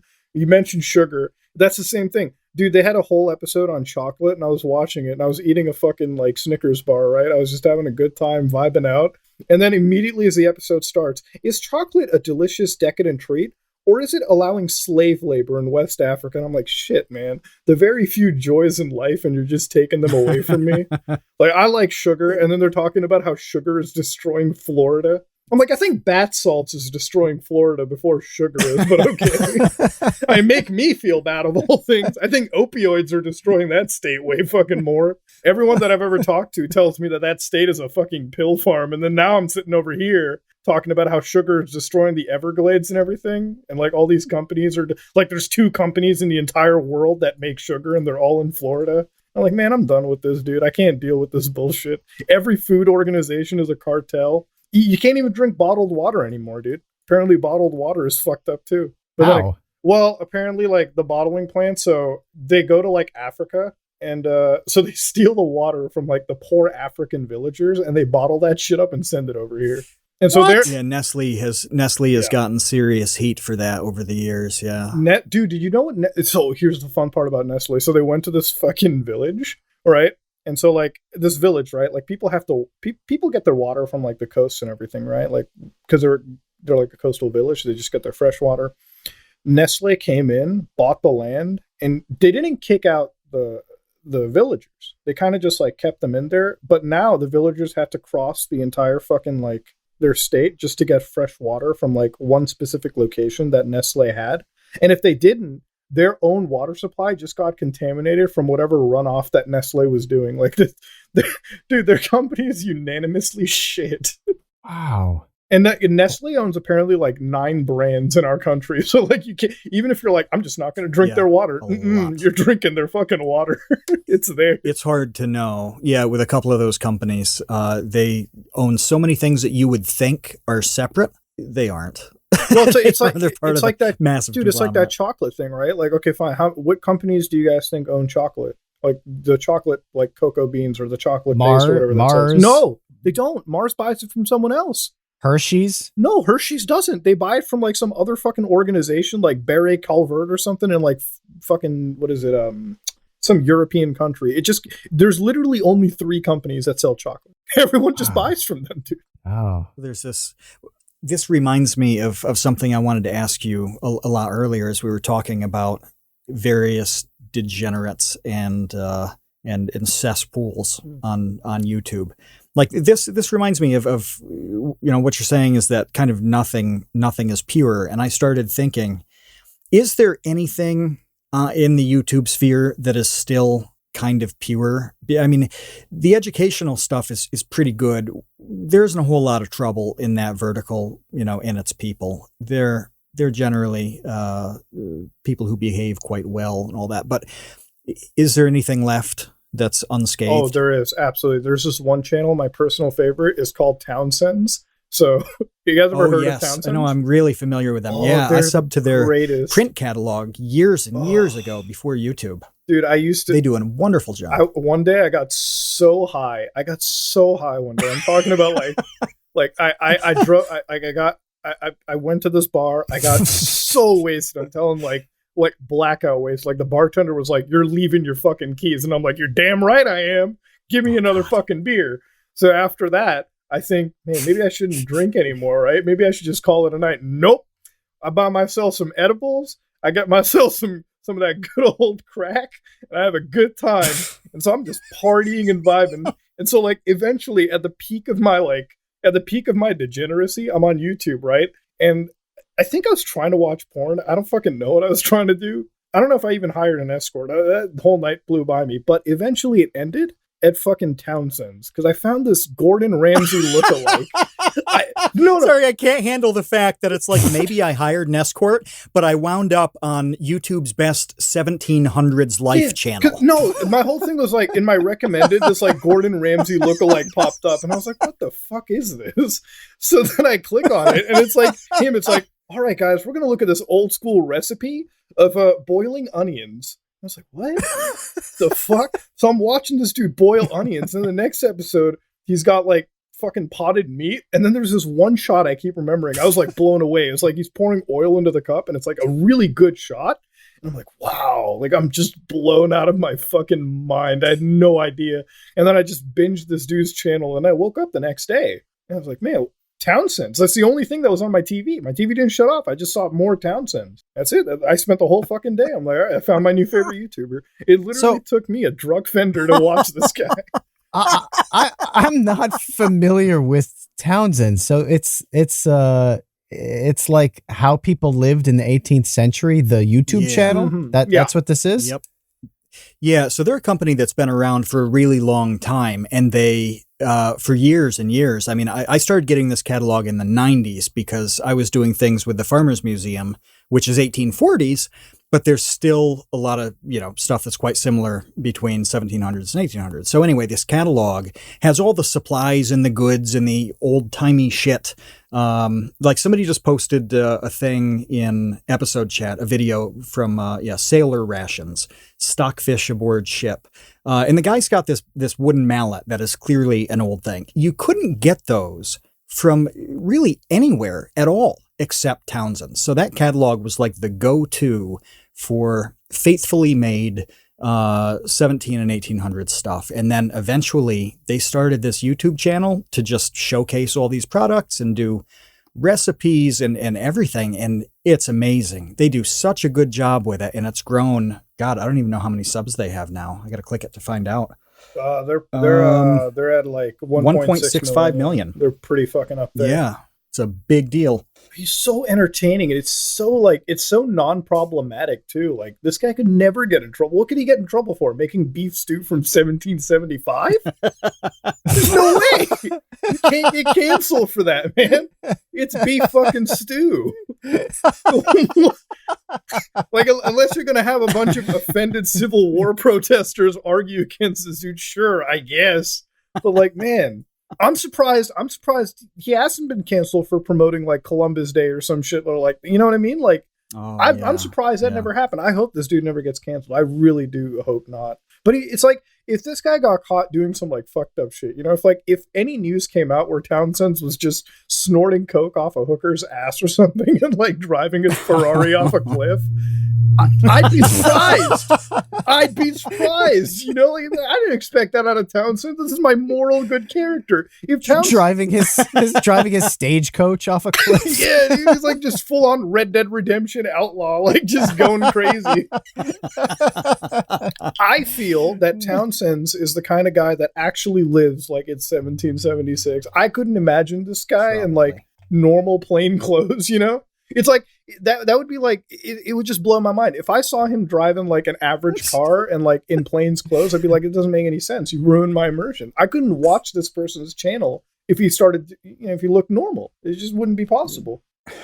I just had a horrible image of somebody going on a shooting spree with a musket, just like like laboriously slowest- loading it. Yeah. Oh man, The absolutely getting the slowest, most one inaccurate injury. shooting speed. Everybody else has run away by the time this second musket ball has been loaded. I'll be honest. If I was ever in like a shooting scenario where like somebody was like running around with a musket and I was the victim, I don't think I'd run. I think I'd just start laughing. I'd be like, this motherfucker could have picked any firearm and he picked the one that takes a solid 10 minutes to load. What the fuck? It's like, man, at least get yourself a fucking handgun. Like, that shit's cheaper than the musket these days. And my granddad, he's like, so my whole family was like gun nuts and everything, me included. And I remember my first experience with a firearm was like my granddad's like rifle. And so this is like a rifle from back home in India. And like, this is like, this is the musket. Like, this is the musket, you know, that like the Europeans gave to us. It's like, all right, guys, now you've been uplifted. Now you have firearms. And I looked at it and I asked my grandpa, I'm like, so why do you use this? Like, well, if somebody breaks it, I'm like, it's got one round in it. like you better be John fucking Wick, I guess. Like, good job. And it would be extremely loud, though. It would be loud, and there would be a fair bit of smoke in the room. I can see an argument for like, this is going to cause enough confusion for me to slip out. I'm giving them the benefit of the doubt. Sorry, if I'm this, robbing a house and do. some dude pulls out a musket and fires, I'm just gonna laugh. Like, I'm sorry. Like, I'll probably give them my gun and be like, "Here you go, champ. Keep this for next time." Like, what the fuck? Wouldn't you respect it though? I would. Like, I'd be surprised. I'd steal the wouldn't musket. you just be like, "Hey, I'm going to take another house." I'd steal the musket. That's got to be worth something. It's got like some 1776 recreation material. Like, what the fuck? Those old guns are worth something. I found out. Like, go to a gun show, they're like, people are lining up big to buy muskets. I don't personally understand it, but okay. I was at an auction. A couple weeks ago, and one from 1861 sold for $2,000, and there was nothing special about it. It survived. It wasn't in bad condition or anything. But yeah, somebody plunked down $2,000 plus 12% buyer's premium plus 8% New York State tax. They basically were $2,500 all in for this thing. And you're talking about guns that the East India Company started to bring over. Mm-hmm. That's quite a bit older than 1860. So yeah, I bet you could drive your Corvette off a cliff with that kind of money. Oh, absolutely. I kind of do want to go back and just take it off of my granddad's hands. He doesn't really. I think he's just too old to fire guns. I don't know. He's kind of a wild character. Who knows? I would like to take it off of his hands though. But then again, in Canada, they're starting to really ban a lot of firearms. Like, I have to give back a couple of my firearms to the government in the buyback program. Oh, wow. Yeah. Really? You don't have choice, do you? I was so happy buying, like, AR-15s and stuff. Like, hey, man, I finally own, like, this cool gun. It's kind of nice. And then now it's like, we're buying these back. They're too dangerous. That's like, what do you get in value on the buyback? I think it's fair. We do get a fair value back on it. But it's the whole idea of giving it back is sort of the thing, right? Like, man, you already check me every so often if I'm using this illegally. What the fuck? Like, what's going on? But then it's a weird ban in Canada because, like, even if they take that rifle away, you can get an equivalent rifle legally. So it's like, why are you banning this one when the other, like, sure, I'll just buy the other rifle that's already as dangerous as this one, I guess, that you haven't decided to ban, right? Because the whole idea is they want to ban what looks like an AR-15, anything that resembles it. Right. But I mean, an AR-15, it's just one of many types of firearms in that class that you could just use. Yeah, that mechanism is in a whole lot of things that look perfectly normal. The Mini 14 is the big one that people always put next to it, where it looks like you're like, oh, that's a normal gun somebody would have on a ranch, you know, that you would have in case like something is attacking your animals. It doesn't look suspicious at all. It just has a different stock and a few different cosmetics, and that's it. It's exactly the same gun. That is very true. But hey, as long as it doesn't look like what we see in the movies, it's all good. Apparently, it's all fine.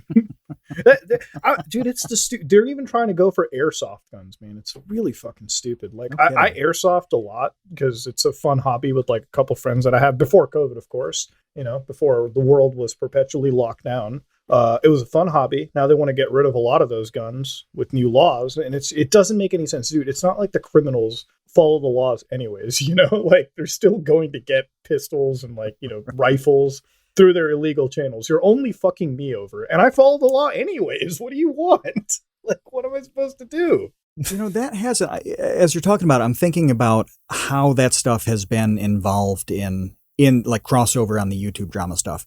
And it really hasn't, not to a high degree at all. I'm thinking of obviously that woman who had the kind of nutty animal rights channel and then shot up the YouTube headquarters. That certainly involved a gun or whatever. Yeah. But other than that, like when I think of actual like real YouTubers doing stuff, like it's kind of Boogie. There's the Boogie incident with a gun, and then all the others do not seem to involve like violent things. I can't believe Boogie fired a fucking pistol towards a school zone, man. That might be the dumbest shit that listen, look, I like Boogie. We're on like good terms. He's a great dude to talk to, but like, I'll say it publicly and I'll keep saying it to his face. Man, that's the dumbest shit that I have ever seen in my fucking life. Why anyone would fire a weapon like that to a school zone just makes no sense to me. It's so dumb. Like, just, it really, this is the reason why you get a lot of people who like give gun owners a bad name, right? Like, even though all of us, we try to keep telling everyone like, hey, use these things responsibly. Look, I fully admit that firearms are designed to take lives, like they're tools designed to take a life, whether you're hunting an animal or a fucking human being, right? Like that's what they are. When you get to that higher end scale rifle territory, yeah, those are human killer weapons, right? After a certain caliber, sure. But at the same time, they're still tools that we as a society have made. And you can do as much damage with a firearm. You can do more damage with a car, Should we ban cars? Right? Like you could run over an entire city block with a van. Do you ban them? No. Like it's insane how we've gotten to it, right? Like even in places where you ban guns, I've always remember in Japan, like they have the strictest gun laws in the world. You know what who has the highest amount of sarin gas attacks in the world that has happened? Japan. Like they just switched to something else. Europe, they just start stabbing you. And I'm gonna be honest with you, I'd rather get shot than stabbed, dude. That sounds fucking way worse. What about the sarin attack, though? Oh, where's that so rank? In sarin attack, the Om Shinkyo group, I think it's what they were called, right? They've actually had you didn't know about the 90s attacks in Japan, like the sarin gas attacks, the Tokyo subway attacks? I don't remember that. Do you remember that, Kevin? No, I've never heard of this. Oh, so it was in 1995 that Tokyo had a sarin attack, and it was by a group. I'm trying to get their name exactly right here. It's a Om Shinrikyo, which actually was classified as it was a real terrorist group. The Aleph is a Japanese cult. Fortunately, they were a shitty terrorist group because I think they planned like 20 attacks and they all failed. So it's like, what were they? Do you know what they were trying to accomplish? Trying to look it up again. I think they were.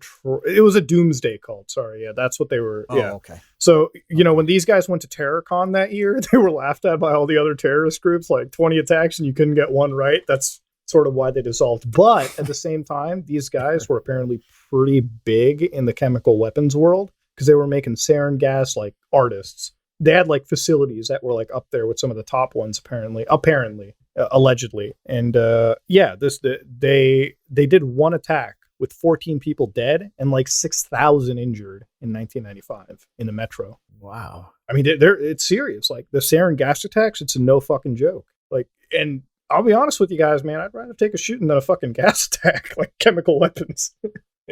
Wow, it does say 14 dead and 6,252, including one attacker, injured. That's massive. That's a huge, that's numbers on par with like Hurricane Katrina blowing up New Orleans. Yeah.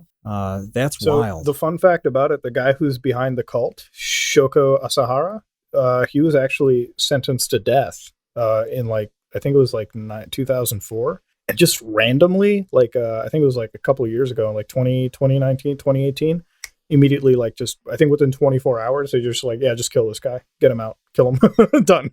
Usually, for the longest time, this is the leader of the Om group, the Om Shinrikyo group, the cult in Japan, and they just ended up executing this guy. But he was some serious fucked up guy, really fucked up. Why don't people talk about this? Well, I think it's a cultural difference. This is engaging. Well, the thing about it is I feel like when it comes to YouTube, right? And I've always noticed this on YouTube, depending on which region you're in, every region has like their own set of YouTubers, right? Like I've noticed ever since I started like jokingly using my own like language, Hindi, in videos, I've developed like, as far as the YouTube algorithm goes, they started pushing me more to the Indian population. And so I start seeing like crossover.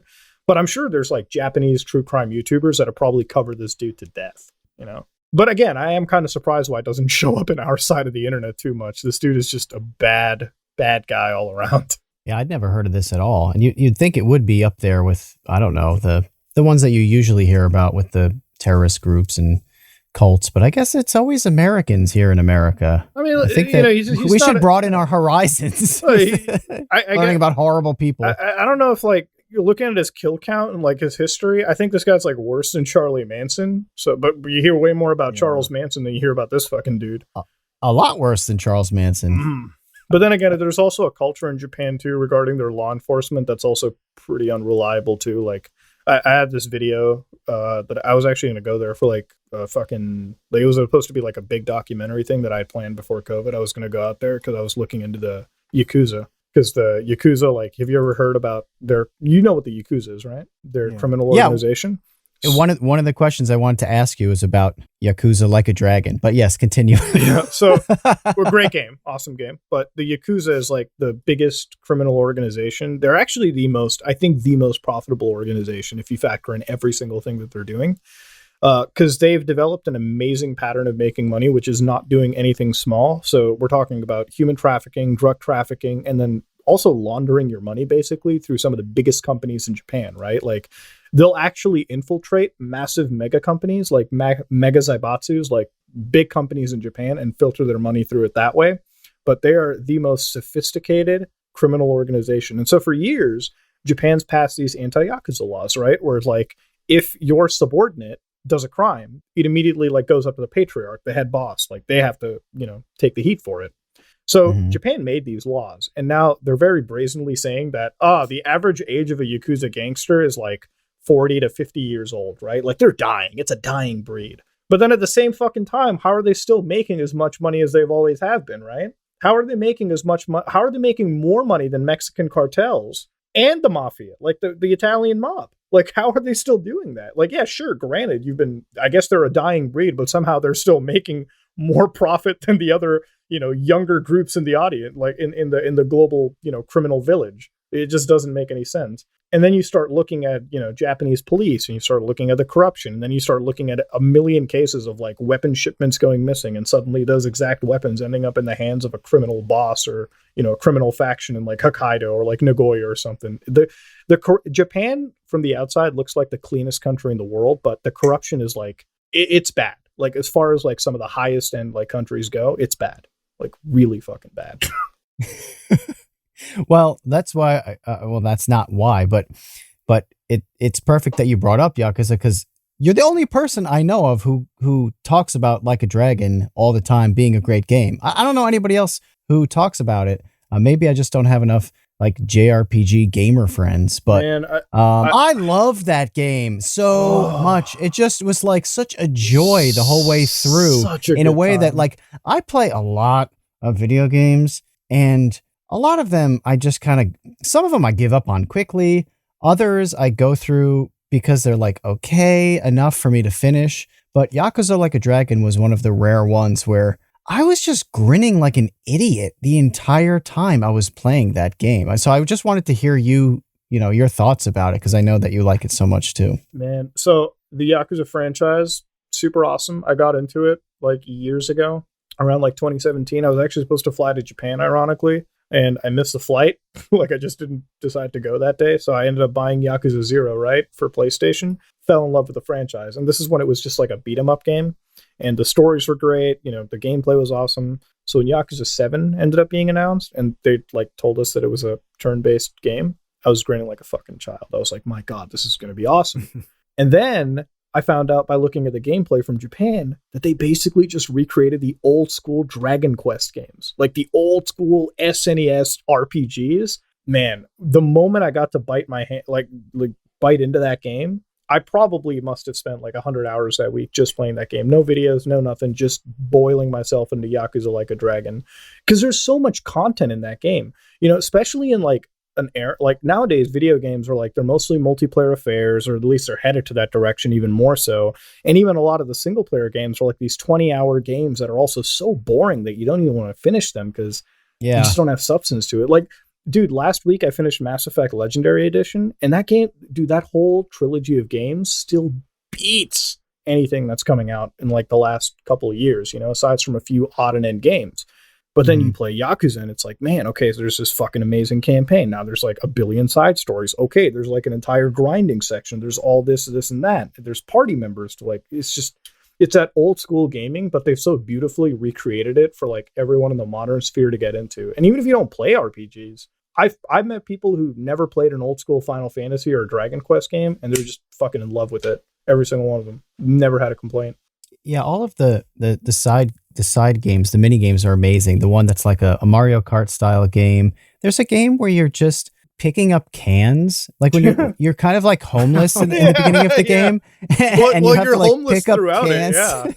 But not only are you homeless, you have places to stay. No, well, yeah, you have your cracked your glory holes to stay at. Sure, you can stay with the prostitutes. Yeah, you can stay in the Skid Row in the middle of town. Sure, yeah, I guess that's his home. But sometimes you can go into the underground and like suck dick for nickels or whatever. Sure, that's a thing. But then at the same time, you guys both just doxed my plan for VidCon. Wait, are you guys going to VidCon, by the way? Yeah. Oh, I'm going to VidCon, but I'm going there just to get plastered. Oh, and I had a bunch of people ask me, it's like, so are you ready to go to the convention? I'm like, what are you talking about? What convention? No, I'm just going there to get wasted the whole weekend. What? There's a convention now, I see. Okay. It's like, because I think of VidCon, right? And it's like, man, I wonder, like, I always feel like VidCon's for like the vlogger community on YouTube. You know what I mean? Like the people that have like those super the Logan Pauls, right? Who are just, they're over there. I don't think any of us are vloggers. We're just kind of people in the YouTube sphere that go there and have a good time. I think everyone that goes to VidCon, dude, everyone's just getting wasted. It doesn't matter. Everyone's just getting wasted at VidCon. If you're not getting wasted or in an orgy, there's just nothing going on. I wanted to go to FurryCon just to see the orgies one time, and that never happened. I was like, man, what? Kevin, this will be your 10th or 11th VidCon. VidCon. Have you ever seen an orgy at VidCon, Kevin? No. Wait, you've never seen an orgy at like DashCon? Wait, you don't know that they have orgies at the FurryCons and the DashCons? Bro, I don't know anything. Dude, about, they are in full fucking fursuit, destroying each other's rectums in those conventions. Oh my god! Wait, no! I gotta tell you, I've seen like videos on like porn, like the porn recommendations have always been really weird for me, right? Like it's always been like, for a solid year, it was like either step siblings or like cuck porn. So one of the two, right? So I was never into it. And then like one time I got a recommendation and it was like some dude in a motherfucking fursuit. So I'm like, you know what, man? I'm not here to get off to cuck porn. I'm not here to get off to stepsisters. So I'm just going to click on the furry suit. Dude, we're talking about a hotel room with 14 furries, full suit. And you know how hot it is in those suits, by the way? It's like boiling point. The motherfuckers are standing on the sun. So they're sitting there and they've got like one of these like hanging, fuck stations where they're hanging by like a thread and dudes giving turns on. They're suspended midair getting fucked by furries. Why? I don't know. Dude, that's what, listen, I've never been in an orgy that wild, dude. I don't even think I've been in any, I've never been in an orgy. Simple as that. Maybe I've been like with multiple partners, sure, but I haven't been in like 20 to 30 group orgy sessions. These dudes are in a 30 group orgy session with fursuits at DashCon. That's what I want to see. Like, I don't want to go there for the convention. And I'm wondering, does this happen at VidCon? Like, how many groups of YouTubers, like, are the T channels buying an Airbnb and they're just going to have like an all night fuck party over there? Like, I want to be part of that. I want to look into it. I want to catalog and witness that. Like BronyCon, you can't tell me no one at BronyCon wasn't fucking, dude. Come on. It was the first time a bunch of virgins got out of their basements and they got to a place where their parents weren't hounding them. You're telling me they didn't get wasted on wine coolers and fuck each other? No way. No way. I've had to convince so many people, because every time we talk about BronyCon, they're like, you think anybody gets laid at BronyCon? And they're like, no, they're all virgins. Like, what are you talking about? Dude, you know how many babies are probably born out of BronyCon? You know how many fucking accidents happen over there? There are babies right now that are currently enrolled in the first grade whose the only reason they're in this world is because their parents fucked at a brony convention. Like, look, I'm just glad that we're an hour and a half into this, because anybody who's listened this far hopefully likes this podcast enough not to unfollow us forever at this point. Why would they unfollow you? See, this is what podcasts are missing. Everyone's too scared. Like, you're never going to get this on Joe Rogan. All Joe Rogan talks about is DMT, okay? You could be talking about like NASA, and Joe Rogan's like, but what about getting high? Like, that's every Joe Rogan experience I've seen, dude. Like, Jesus Christ could come back and he'll ask Jesus Christ, so have you ever smoked a bowl? Like, that's where it always ends out to, right? Or it's like, have you ever tried like Taekwondo? But nobody in any podcast is listening about BronyCon virginity loss parties. No one's talking about it. We've all seen the cringe compilations. We've all seen them at their fucking BronyCon raves. You told me nobody fucked after that? I don't buy it. I don't buy it. If I went to BronyCon, I'm getting out of that. I'm getting laid at BronyCon. I don't care how much of a regretful decision it's going to be. I'm getting laid at BronyCon. I might even get fucking married at BronyCon. I don't even know. All right.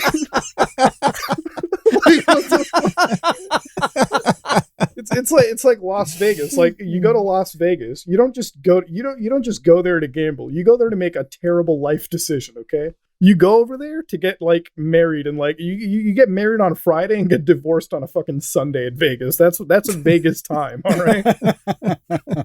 All right, shit. I might even set up a chapel booth, actually. Somebody said that in the episode chat. I might do that at fucking FurryCon, or wait, they actually banned FurryCon, fuck, because they were apparently slinging diapers around to people or something. What? You didn't know that? What? Oh man, so there were those. Oh, dude. What do you mean slinging diapers? What is happening? You have no idea. So there's this one.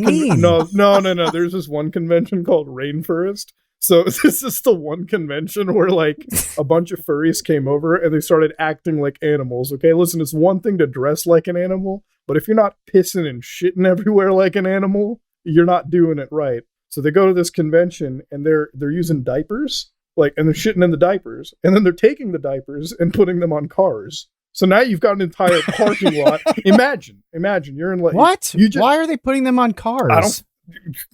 You're asking the wrong fucking person right now. All I know is that somebody bought a new Lamborghini that week. You know, they watched a Ty Lopez video one too many times. We're like, I'm buying me a new Lamborghini. They buy a new Lamborghini. It goes into a parking lot, and that fucking Murcielago or whatever the fuck they bought has a shit diaper on it. And it's because of that shit diaper that the Lamborghini owner calls in to customer support. And then all the hotel chains start talking to each other. It's like, listen, these furries, we're not renting out to them anymore. And that's why you don't really get a lot of furry conventions, because no hotel wants to support this shit. Stop. Wait. So they wear diapers and they use them. And then instead of throwing them away like in the bathroom garbage, they put them on strangers' cars? Or around the parking lot. Listen, I'm just saying, if it's on your car, you're just fucking unlucky that day. Look, listen, all right? Okay, I'm going to ask you, do you pay taxes every year? Yes. I pay taxes every year too. All of us pay taxes, right? We're all adults. Yes. We all make adult decisions. Yes. Everyone going to this convention does not do that. They don't. They're not. They're degenerate. Fuck. They're not. Listen, if you're shitting in a diaper, throwing it onto another car, you're probably not doing anything with your life. Okay. You talk like you haven't snoofed any pamps in your day. What? Man, if I snoof pamps? What? Wait. What? Haven't you seen that image? No, I haven't. Oh boy, it is cursed. Let me repost it. No, you can look in the episode chat. Can you see that? Because I'll put it right in here. Just drop it in here. Yeah. This one got around a bit. One perk of a cup party is getting to save. Ooh. Wait. That's weird. It's like, I get it. If you're doing Jenkum, maybe it makes sense. But like, why just smoke? Why just snoof this? Jenga? You don't know what Jenkum is? What? Wait, you don't know what Jenkum is? Oh, dude. So wait, Jenkum was discovered by I think it was African street dealers. So they found out that if you took shit and just fermented it, you can get really fucking high off of it. What? Dude, there are people getting high off of shit. You smoke it? No, you sniff it. You huff it. You huff fermented dried shit. Oh. Would you say Listen, I don't want you to act like, this is really fucked up, man. I mean, what you tell me only rich people can get really wasted? What about the poor homeless folk in Skid Row? They got to get high. You think crack is affordable for them, dude? Fuck no. Oh, man. They are going to have to hoof dried shit. Look, we learn a lot on this podcast. I learn a lot on this podcast. Part of the point and purpose of this podcast is to learn from creators. And I have to say, I have learned a great deal. Not really the type of lessons that I usually look for in a conversation, but I can say that I am a different person now, having spoken with you. I'm telling you, if you're ever down, we are going to a rainforest or furry con, and we are witnessing these orgies. I want to witness that shit before I die, dude. Before I'm in the ground, I want to. Well, if they're banned from everywhere, where are they? Are they underground? Well, I mean, you're probably going to find one in fucking Ohio or something. You have to go out. You have to go out of the normal zones. Ohio. That's like the bottom of the barrel in the U.S. Listen, I love Ohio, but that place is like the fucking wild wasteland perk on New Vegas. There's some crazy motherfuckers in that state. There's some. I just want to. I want to point out that our producer Ben has put in the episode chat that he's never been closer to quitting this podcast. Well, wow. Oh, I guess the Jenkum was the line that was crossed, right? Yeah. No, the Jenkum was where we're at. Listen. At the end of the day, all right. I want to. One day, I hopefully will have grandkids. I don't want to be that boring granddad. Okay, that talks about how the old days. Fucking back in my day. No, I mean I want to tell them about some cool shit. Like back in my day, when people used to dress up as tigers and have fucking orgies. Listen, I don't know what you kids are doing in 2077 or some shit. Back then we were having a good old time. Motherfuckers were getting high off shit. our society was advanced. What, you're space traveling to fucking Mars? Get out of here. Do they have Jenkum on Mars? No. You don't have a fucking climate to ferment shit on Mars. People on Mars will never get to experience fucking Jenkum, dude. Imagine that.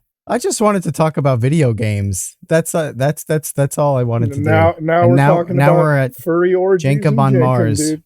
But that's right, dude. That's why I don't go to the VidCon conventions, because it's all boring. That's when I talked about those fake personalities. You'll never find a creator on the first day in any of these cons that's going to talk to you about orgies and Jenkum. You never will. They're going to talk to you about collaborating and having a good time. Oh, you want to vlog together? I don't want to vlog together. All right, I want to get down to the bottom of where we're at. Yeah, you're going to log together. Yeah, absolutely. Some pamps. I mean, I think the best kind of listen, if I'm to collaborate with some other YouTuber or something, I'm collaborating at a fucking bar. I'm collaborating at a strip club. I'm collaborating at a Jenkum fest, All right, shit. What the fuck, man? That's why I never went to E3 or any of these conventions, because it's people are there. I want to see the new video game. I'm like, you want to see a video game? Go to fucking YouTube and watch a video. We go to E3 to get high, dude. All right, shit. To throw some diapers on cars. Yeah. Imagine if that happened, dude. That's when E3 is dead and shut down. That's when Sony doesn't show up. Oh, man, dude, you ever see how shitty the internet community is now around their video game, their Xboxes and PlayStations? Fuck, dude. It's always been like that. No, but I think it's even worse. At least back then, from a technical perspective, the systems were different. So a lot of the arguments were okay, fine, sure. There's different archetypes for processors, different RAM amounts, GPUs are different. Now the Xbox and PlayStation are literally the exact same, almost in terms of design, right? It's so boring now that all of their parts comes from the same manufacturers, AMD and whatnot. right? So really it's just like, Mhm. who do I want to get fucked by now? The blue team or the green team, right? Like, who am I giving my gaming crack money to, PlayStation or Xbox?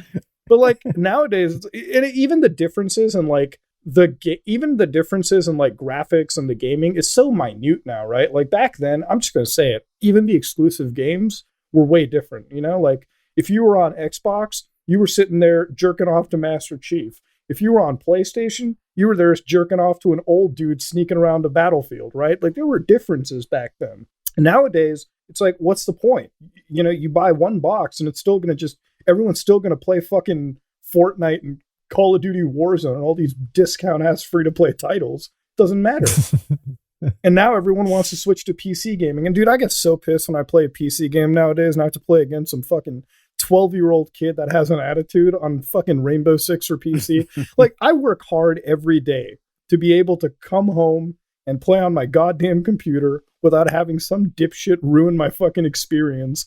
But, you just can't do it anymore. You can't get down to it. I mean, I never could, even going back to Counter-Strike days. Like, I don't have 13 hours a day to be amazing at headshots as soon as somebody spawns. I'm not even bothering with this. Man, that was also great too, because like you deal with a lot of these dipshits who like treat these games as like, like I played Call of Duty before the whole Blizzard thing, and there were kids that were just steamrolling me every day, right? And then they were like, "Wow, you really suck at this game. You're not pulling this crazy KD." I'm like, how old are you, by the way? Do you have a job? Do you do anything else with your life? There you go. That answers that fucking question. We have to get to our questions from our patrons. I know that we have some. So, Matt, do you want to pivot to that? Yeah, we got to do a bit of a lightning round on these, 'cause we have quite a few. But I want to start with Dan the Latch's question about kind of what society can do to dissuade kids from wanting to be, he says commentary YouTubers. I'd say like T channels, since that's the terrible version of commentary. Would no, you don't have to. He play asked, it nicely. would bullying pretty these children shitty. improve or worsen the cause? would bullying these children help? But yeah, is there anything that you can do to kind of push them down the right path with content? I mean, there's no problem if you want to do commentary or something like T, if you will. And again, it's really fucked up that I'm saying that, but I think like if you're going to make content, I think these kids need to learn that content, if you're going to make it, you have to look at yourself 5-10 years from now, right? Because if you make content for the long haul and you look behind on your catalog, you want to say that I made good content, like I can look back and say, I made a video about making a Mac OS virtual machine and I had a good time, like when I look at my history of content, I made it on a bunch of trendy topics, but I've also made videos that I think will stand the test of time, in my opinion. And for these kids, I think they should get that going. And please stop following a lot of these trendy influencers their whole content is just flexing cash and being degenerate losers anyways. As long as you stay away from that, it's all good, I guess. Well, Conrad is shifting gears a little bit. He said that he first learned of you from H3H3. He wants to know, what do you think about what Ethan has been up to for the past year? So, well, Ethan and me are on pretty good terms. We actually talk a fair bit about a bunch of legal shit. But with Ethan Klein, it's his recent podcast when he was with, the train wreck that is Trisha Paytas. I actually kind of enjoyed that a little bit, for a while. It was like watching just this worst car pileup on a second monitor. But I got to say, like, if it's one thing that I do like, but also have a weird disdain is like during the whole era of, what was it, David Dobrik and James Charles, it kind of, from the outside looking in, it looked like it was a cancel fest. But then I did genuinely, at the end of the day, respect when he did use his platform to sort of call out a lot of bad actors. That's one thing that I will definitely respect, for sure. Do I miss old H3? Absolutely. I think everyone does, but I don't know. I think his podcast stuff is decent now. I can put on the highlights, if you will. I don't shy away. Makes sense. Well, Dr. Uwu asks, what's the weirdest thing you've done when you're bored? Oh man, the weirdest thing that I have ever done. Well, I was terrified to ask this question after some of the things that have come up today. I was shaking reading that question, thinking we have to ask it. Poor Ben says I'm clenching now. I feel like I don't know what's weird. Like what is the idea of weird? Like what do you guys think is a weird thing? Because I mean I do random shit all the time. I'm just programming most of the days, and I'm just sitting around making videos and laughing at stupid shit. You know? Hey, Kevin, what's the weirdest thing you've done when you were bored? Man, I don't really get bored. To be honest, I always find kind of something to do. I would say probably the weirdest thing is that there have been times where I'll just sit and, more or less stare at the wall for a little bit, like just like not do anything, and not like in a meditative way where I'm like, yes, I'm going to meditate now. It's just kind of like, I'm just going to sit here and I don't know what I'm going to do. I don't really want to do anything. I don't want to watch anything. I don't want to look at my phone. Not a long time. I don't know. I mean, listen, the weirdest 15 minutes. The weirdest thing that I ever done was get drunk and make a green screen out of paintballs. That's about it. Like, that's pretty unique. Well, because I was wasted and I wanted to a lot of these things happen when I drink booze. Don't drink, kids. That's the one thing I'm going to tell you. And I was thinking, man, I'm too drunk to go out and buy construction paper to tape all over the wall. So I got my paintball gear and I found green paintballs and I was like, let's just fire this fucking wall for a good couple minutes. Fucked up the wall, so I had to get it cleaned up and everything. But it was a valiant attempt. That was a valiant attempt right there. I will say it looked kind of green. Like I even tried it with testing the footage out, but it kept fucking up in the keying. And I was like, man, I got to clean this wall. It's not a good time.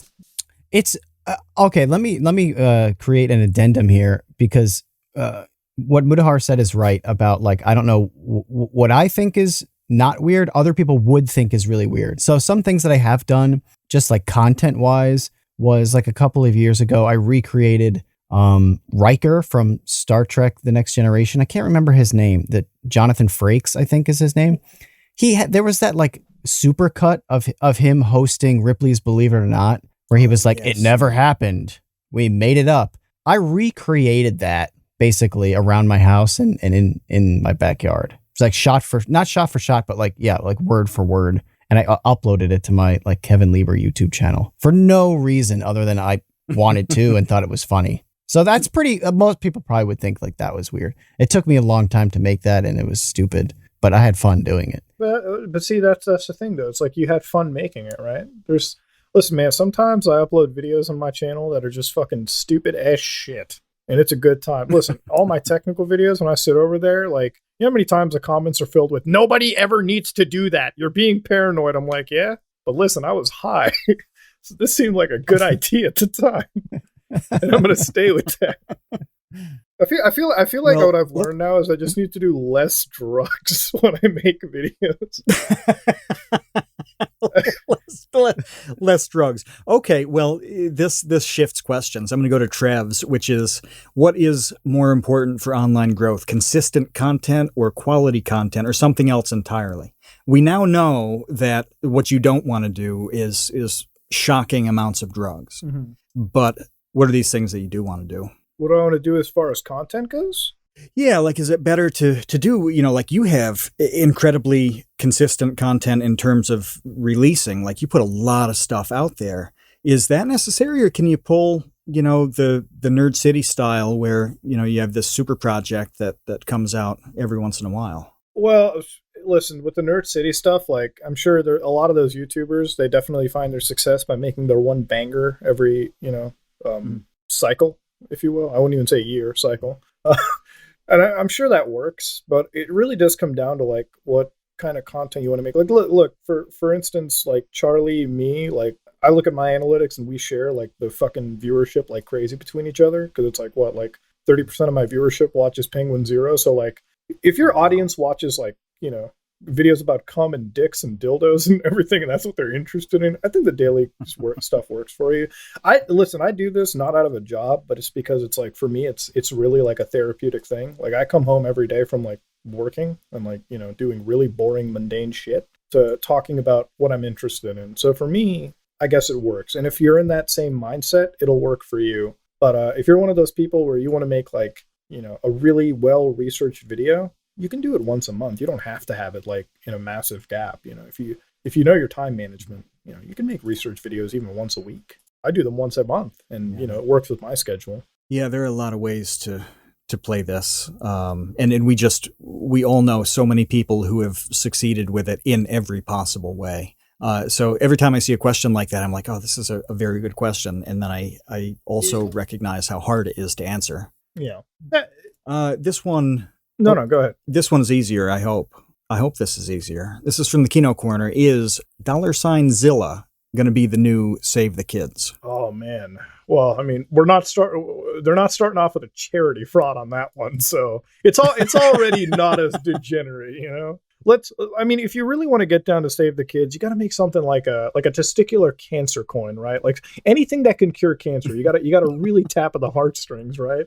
Like AIDS coin, this coin will prevent AIDS or something. You got to sell that. God.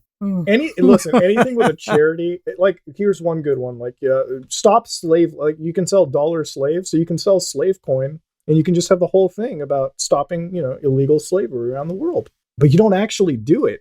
You just scam people. So now you're ethically as fucked to Save the Kids. You're actually more fucked. I don't think Zilla's going to do it. It doesn't have the ethical damning to it, Like you got to do something really hard. You got to sell like cartel coin, But you got to support the cartel with the coin instead of fighting against them. That's where it really shines. When he does it, I'm in for 10,000 as soon as he starts on it. Absolutely. Let's go hard on it. This one is from German. Thoughts on the NBA doing NFTs? Oh, he says they're supposed to be legal. I actually don't know anything about this. Yeah, they're selling like images of like players and like video highlights. A fucking scam, dude. Fucking scam. What? Just watch them on YouTube. Download them. Save them to your phone. Don't fucking buy them. I don't give a So you could buy a clip of a dunk that you liked? Yeah, like fucking Stephen Curry makes a dunk against Toronto or something, and then you just fucking buy it for like $300,000. You don't even own it. You own the fucking receipt that tells everyone that I'm the dipshit that put money into it. It's like buying a badge of shame. This is weird. So Tom Videogre, who we've mentioned a million times as being incredibly quick in the chat with links and all that, he posts this NBATopShot.com site. The tagline to it is "Witness history, own the plays." Yeah. This is nuts. This is crazy. Did you know about this, Kevin? Not to this extent. No, I had heard a while ago that they were selling NFTs, but I had no idea it was like they're literally selling packs of them. Like you would buy basketball cards, but you're buying basketball like NFTs. Serious question though. Should we just get high on Jenkum and start buying this? Listen. Why does it require the first part? Well, I don't know if I can logically connect my credit card without feeling shame, so I need to get high on fermented shit before I go down it. I think getting high on fermented shit is enough for me to say, this is a better activity. It's required. Yeah. It's required. Dude, they're like $9 for packs, man. What the fuck? It says a pack has 3 moments in each pack. And it looks like you can only own one pack because it says to qualify for this pack, collectors must never bought a pack before. I didn't know anything about this. That's crazy. Man, it's just a giant joke. Man, how down bad is the NBA for cash right now? I'm starting a new fund for these people, man. I'm starting a new fund for any of the. Do you ever see those rappers lately that have been involved in coins? Like coin scams? No. So I made this video on like Little Yachty and like fucking all these. By the way, I think any rapper with a name that has little in it is just waiting for it's a shitty name all around. But anyways, all these rappers came in. It's like what are we gonna have one day? We're gonna have like little cock and balls one day, like a little CBT or something down the road. Like where does it end? But anyways, all these rappers jump into this fucking rap Dogecoin and they start pumping it. Like one day, like Little Yachty has a tweet. It's like, I just made this coin called Rap Doge. Like fucking admitting that I guess he made the coin that got pumped and dumped. I'm like, bro, it's like, have you ever heard of a federal agency named the SEC? Like, do you really want this? What the fuck is wrong with you? Oh my God. I mean, like, I'm starting a fund, man. I'm starting a charity fund for these rappers, dude. I'm going to be like, listen, we instead of scamming your fans, just take money from us, man. Just, you don't have to be down this bad. Like, fuck, man. Oh my god, this whole universe is insane. Like, dude, I guess maybe flexing Lamborghinis and mansions that you couldn't afford in front of your 12-year-old fans has just gotten to you, you know? Like, you ever see that Ace family lately? I haven't seen them in a while. Dude, no. do you know they got foreclosed on their fucking house? Oh, I didn't know that. So okay, let me show you. So they have a $15 million LA mansion. A $15 million mansion. Apparently they bought like 2 fucking mansions and like fused them together. Like, whoa. So they're a pretty big channel, right? Like they're making money, but like it's not $15 million worth of fucking money. Apparently that's a big mortgage. This guy is also apparently getting sued because they had this boxing event, and apparently all the big YouTube, like the streamers in there, just didn't get fucking paid. They just didn't. Oh, I didn't know that either. Oh shit. Oh man. But like a $15 million mansion, dude. Why do you need that $15 million? Especially in LA. You know how fucking expensive those LA fucking property taxes are? These people can't. Oh my This God. is what happens. Like they overspend. Their life is living in perpetual like overspending. They could have bought a fucking $15 million mansion in Ohio, and that shit would have been half the fucking state right there, dude. I'm saying It would have been the size of a county. Yeah. but a 15 million LA mansion. I think when I looked at the Google Earth of the mansion, because I wanted to laugh at it one night, it was like half of it was like a legit landfill. I was like, man, $15 million on that. And I don't know if the 2 mansions fused together theory makes sense, but the way that the house looks, it definitely has that vibe to it. But they lost it, dude. $15 million gone. Holy shit. These 2 are going to be sucking dicks for nickels. And I'm sure that mansion had some high-end supercars, you know? You know, the shit that you can only drive 1 month out of the year. Okay. Yeah, the rule in California is that you pay 1% of your buying price for your house for property tax. So that'd be on $15 million. That'd be $150,000 a year. That's a just in property motherfucking tax. Lamborghini you're paying every year on your property tax. You're right. 150 grand just in property tax.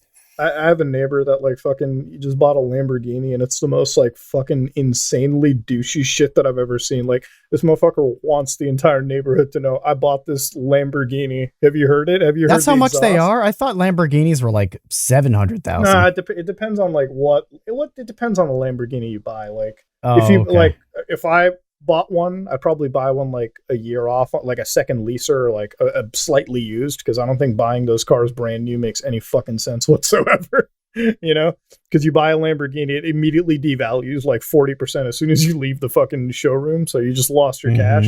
But you can buy like super rare ones for like $400,000 or something, right? Like the rare by like they've only made a special amount of those cars. I think it's like the Centenario or some shit like that, and that's where it comes down to.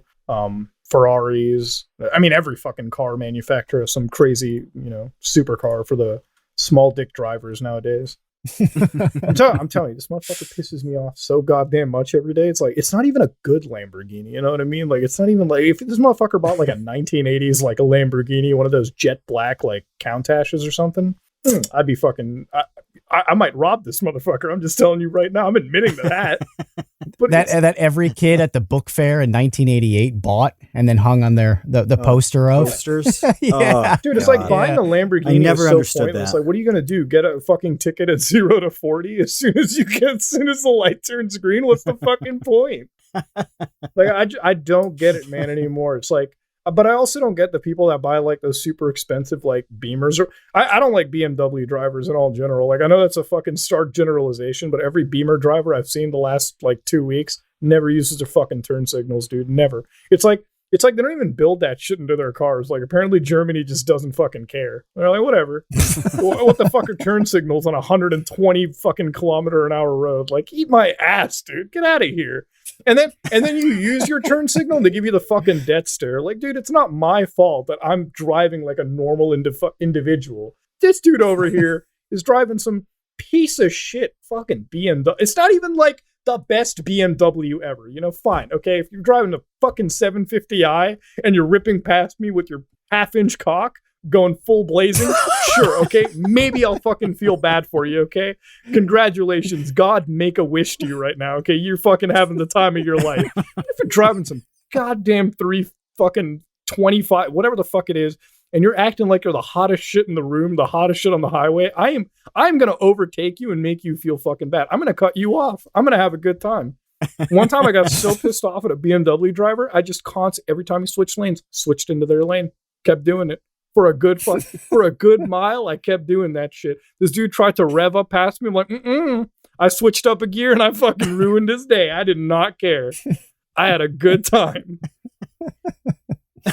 I had a supercar driver do the same thing. I'm like, I have a muscle car, motherfucker. Your fucking European supercar ain't gonna beat this. I'm gonna have a time of my life. You pissed me off. I'm gonna make you fucking arrive on time, dude. Get out of here. Especially on a highway, on a Toronto highway. Our city only has one fucking highway. Okay, we have two. Full clarity. One of them is super expensive, though. All right, we're sitting over here clogged up on traffic, and you want to try playing fucking Tetris? You want to play Jenga on the road? What the fuck is wrong with you?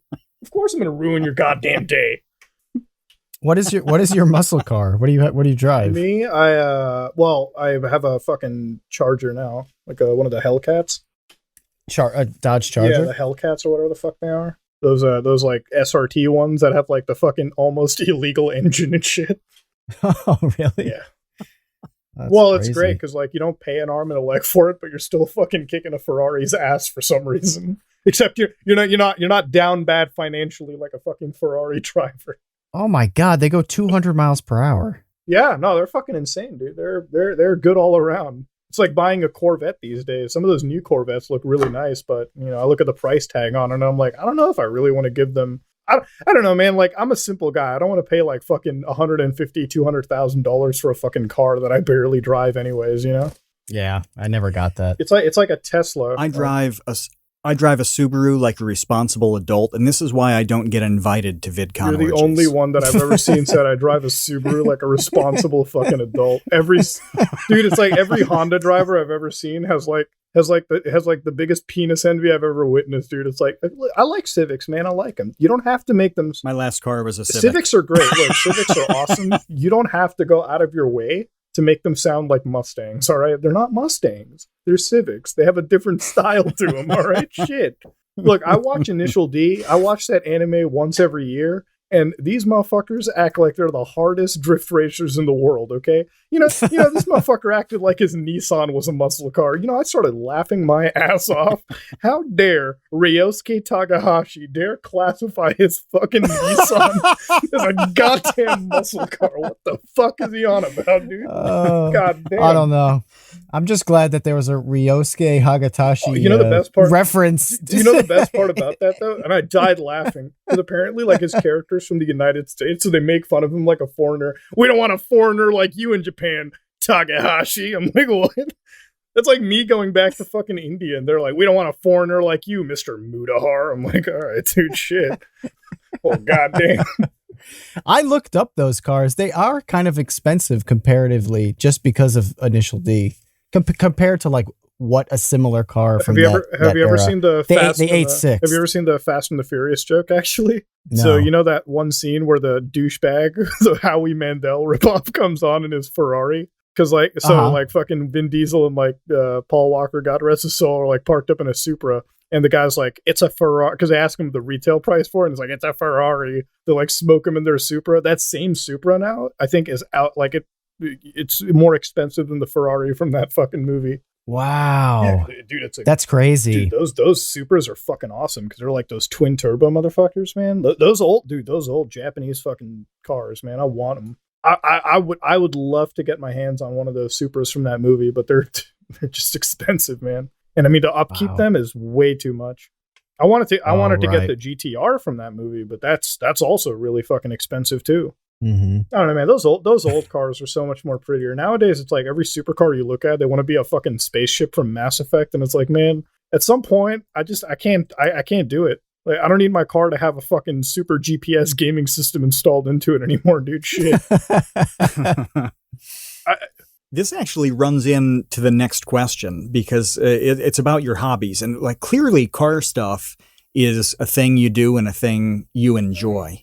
And Kino says you talk about virtual machines and games and stuff like that, but is there anything like this searing passion in Mutahar's life that you don't talk about or don't say much about in your videos? No, man, there's nothing that I don't talk about in my videos that I don't have a passion about. That's one of the things that I always like to get across my channel. Anytime I make like one of those VM videos, it's like, or a car video or anything, it's literally like a passion of mine. Like I think that I've put out so much of my passions on the internet that I'm like an open book, you know. You can ask me a question, I'll, you know, tell it to you. Like that's just it, engineering. Like I guess the only passion that I guess maybe if you don't talk about is I like to do some math stuff on the side. And that's pretty much what it's more of a therapeutic thing. Okay. Because math is like the only thing that I have like any affinity in, you know, from my college days. So sometimes I like to do it just to, you know. I'm hearing a Vsauce 2 Some Ordinary Gamers collaboration in that. That would always be fun. The probability of finding a diaper in a parking lot. Oh, dude, the stats class. Yeah. We could no, that's actually good because we can use machine learning to like help plot every diaper that was spotted in every furry convention and come up with an actual statistical probability for how possible it is in the Andromeda galaxy. Because you got to imagine, man, there's life in Andromeda. You ever think about it, though? Like, somewhere in Andromeda right now, there is life, like another alien species. And they also have furry orgies. I refuse to believe we're the only species that has ever gotten high on Jenkum. I actually refuse to. Somewhere in Andromeda, an alien species is getting high on their own shit. I don't care what anyone says. I will go on I will die on this hill. They have a furry convention. There was a furry con on some galaxy far away right now. You know how, like, we have NASA with the telescopes, like, looking at, like, TRAPPIST-1 or some fucking colony far away? Dude, you tell me no one on TRAPPIST-1 right now is getting wasted at FurryCon in their world? Come on. If I made first contact with alien species as an astronaut, I'd tell them about Jenkum. I'd tell them about our culture, dude.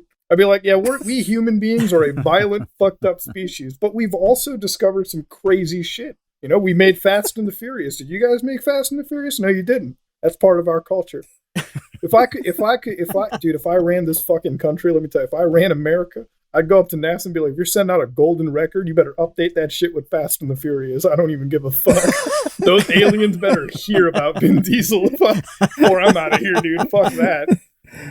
Like they ask me the serious questions. It's like, you want to build a wall? What do you want to do about water? What about foreign policy? I'm like, fuck all that. I just want to tell aliens that we made Fast and the Furious. Fuck everything else. Shit. Well, we got a couple more and then we can get you out. From Conrad, what's your plan when you eventually get slapped? When I get lawsuited, like fucking hit with one of those? Yeah. Oh man, I'm gonna be really fucking. Actually, I'll be really relieved because I pay a lot of money to like lawyers on retainer for a lot of other reasons. But man, I'll be so happy to finally fucking use them in a YouTube case. I actually have been expecting that kind of from the Save the Kid situation, because you guys remember how Coffee got the threat with the lawsuit, like he got a cease and desist. Yes. And apparently it could also lead to me because I collaborated. And I'm kind of fucking offended, to be honest with you. I'm like, man, fuck you guys, man. Just that you didn't get the target? Well, I think they didn't want to sue me because I feel like they specifically target, because they use these cease and desist to scare people that don't have money for legal costs. And I'm just sitting over there. I'm like, go ahead, dude. Fuck that. I don't care. Sure, man. I'll pay enough to get this case in discovery. Then I'll go to Mexico and just watch the shit go down, you know, on a beach somewhere. But like, is there a jurisdictional difference that would make them less apt to sue you as opposed to they could start Coffee? An international suit. Like at the end of the day, like they must have some money after, you know, running these pump and dumps. You know, allegedly, they must have a lot of money. I see Lamborghinis on their fucking thing all the time. They could start a case. I'll run the case. Fuck it. I just feel like it's also another sign, right? Like if they're not willing to like outright sue or threaten people that can handle their fucking lawsuit bullshit, it's also another sign that it's all, you know, them trying to flex some bag of cash on people to scare them. And I'm glad Coffee didn't cave in. I didn't cave in. I think I told Coffee this, but I was like, man, if you get sued, I'm just ready downright to pay your legal fees. I don't give a fuck. Fuck that. I'm like, I'm not losing to these dipshits whatsoever. Fuck that nonsense. I'm kind of pissed that I didn't get like slapped on that. I wanted to. This is going to be good to follow, and we absolutely have to have Coffee back to talk about this insanity. Because what you guys did was amazing and way more detailed and complex than we've given it time to discuss today. So yeah, we got to have him back and talk about that. This question is really, really short. It is from Dojangles. She wants to know SWAT 4. Oh, Dojangles, let me tell you. She actually messaged this to me on like Twitter. Dojangles, the moment I go back and find a great edible store around here is the day you're going to get that SWAT 4 video, because I'm going to get really high and I'm going to yell at fucking virtual civilians to comply. That game is so much fun. You know, it pisses me off that nobody has made another sequel to any of that game. Like, no one has made like the SWAT 4 franchise come back. Oh, did I crash? Oh, there it is. No. Matt, are you there? Yeah, I'm here now. I can hear. Yeah, I think we had a sustained mute. I'm gonna clap real quick so Ben can edit this out. Okay. Got it. Do we have another question? One last question? Oh, is that the end of SWAT 4? Oh, okay. Yeah, and I should have introduced Dojangles as Jen from Real Weird Sickos. That podcast will be linked in the description. We like them. We like Dojangles and Tom Videogre and Charles Kahn. They're all good on Twitter, and they got a good podcast. So we will throw that in. What podcast is that? It sounded like a really awesome name. Real Weird Sickos. Man, I'm going to start a podcast. Episode 1 was I'm the going to best. start a Jenkum podcast. All my guests are going to be high on shit. I would start with episode 1 with Real Weird Sickos. The entire podcast goes downhill after their very first guest. You know what? I think I want to start that off with motherfucking Dr. Phil, dude. Getting high with Dr. Phil would be a story. That dude, Dr. Phil. That dude's like the ultimate T channel. Come on, you can't deny that Dr. Phil's the greatest. That guy can be. Imagine living a life where you can hire absolute trash to come on your show for pennies and exploit them and sell a shitty book at the same time. Dr. Phil is like a fucking god. It's like Maury Povich, but like way fucking worse. Like, at least Maury knows what he is, right? Like, hey guys, you're not the father or whatever, right? Like, Maury knows. Maury's got that going on. Like, Maury knows that motherfucker's a degenerate. Dr. Phil, though, he has the moral aptitude to act like he's holier than thou. Come on now. Come on. Imagine getting high with someone like Dr. Phil. You know the stories that motherfucker must have on him? Could you imagine? He's probably got like the most deranged cult shit that you've never heard of that he just keeps on the back burner. His wife comes on every show to support him. How do you... Dude, they run the ultimate TV show hustle. I don't care. You know, I used to think Judge Judy was degenerate. You know, like she used to just get absolute trash on here. She could make a parking ticket look like a fucking, you know, just war crime. But Dr. Phil, man, that dude is my guy. Because you know, like, listen, Maury, Steve Wilkos, all they do is they just bring like trash. You know, like they just bring trash. You know what they're bringing. This guy tries to act like the moral superior. Hey kids, I'll send you to the ranch if you yell at your parents one more time. There was no fucking ranch now, was there? Dude, Dr. Phil don't care about helping people. You buy his book, it's all good. I doubt this guy's an actual, like, fucking doctor. Is he? Is he a doctor? I don't even know. I don't know. Yeah, no, I think he does have a doctorate from a relatively obscure institution in Texas, if I'm remembering right. But that makes it better. I think it's not only does he have a license to practice, but he still doesn't help people. That's even better. Oh my God. Dude, this guy's like my actual god right now, honestly. I don't even care. Phil McGraw. I never knew his last name. It's McGraw. I think he has a son that's also an artist or something. He's not a licensed psychologist. I just looked it up. He has a doctorate in psychology. Oh man, but that makes it better. Yeah, those are he not has the same just thing. enough to fool the audience. The audience of dipshits. Huh. He stopped renewing his license to practice psychology in 2006. So it's been a while. I wonder why.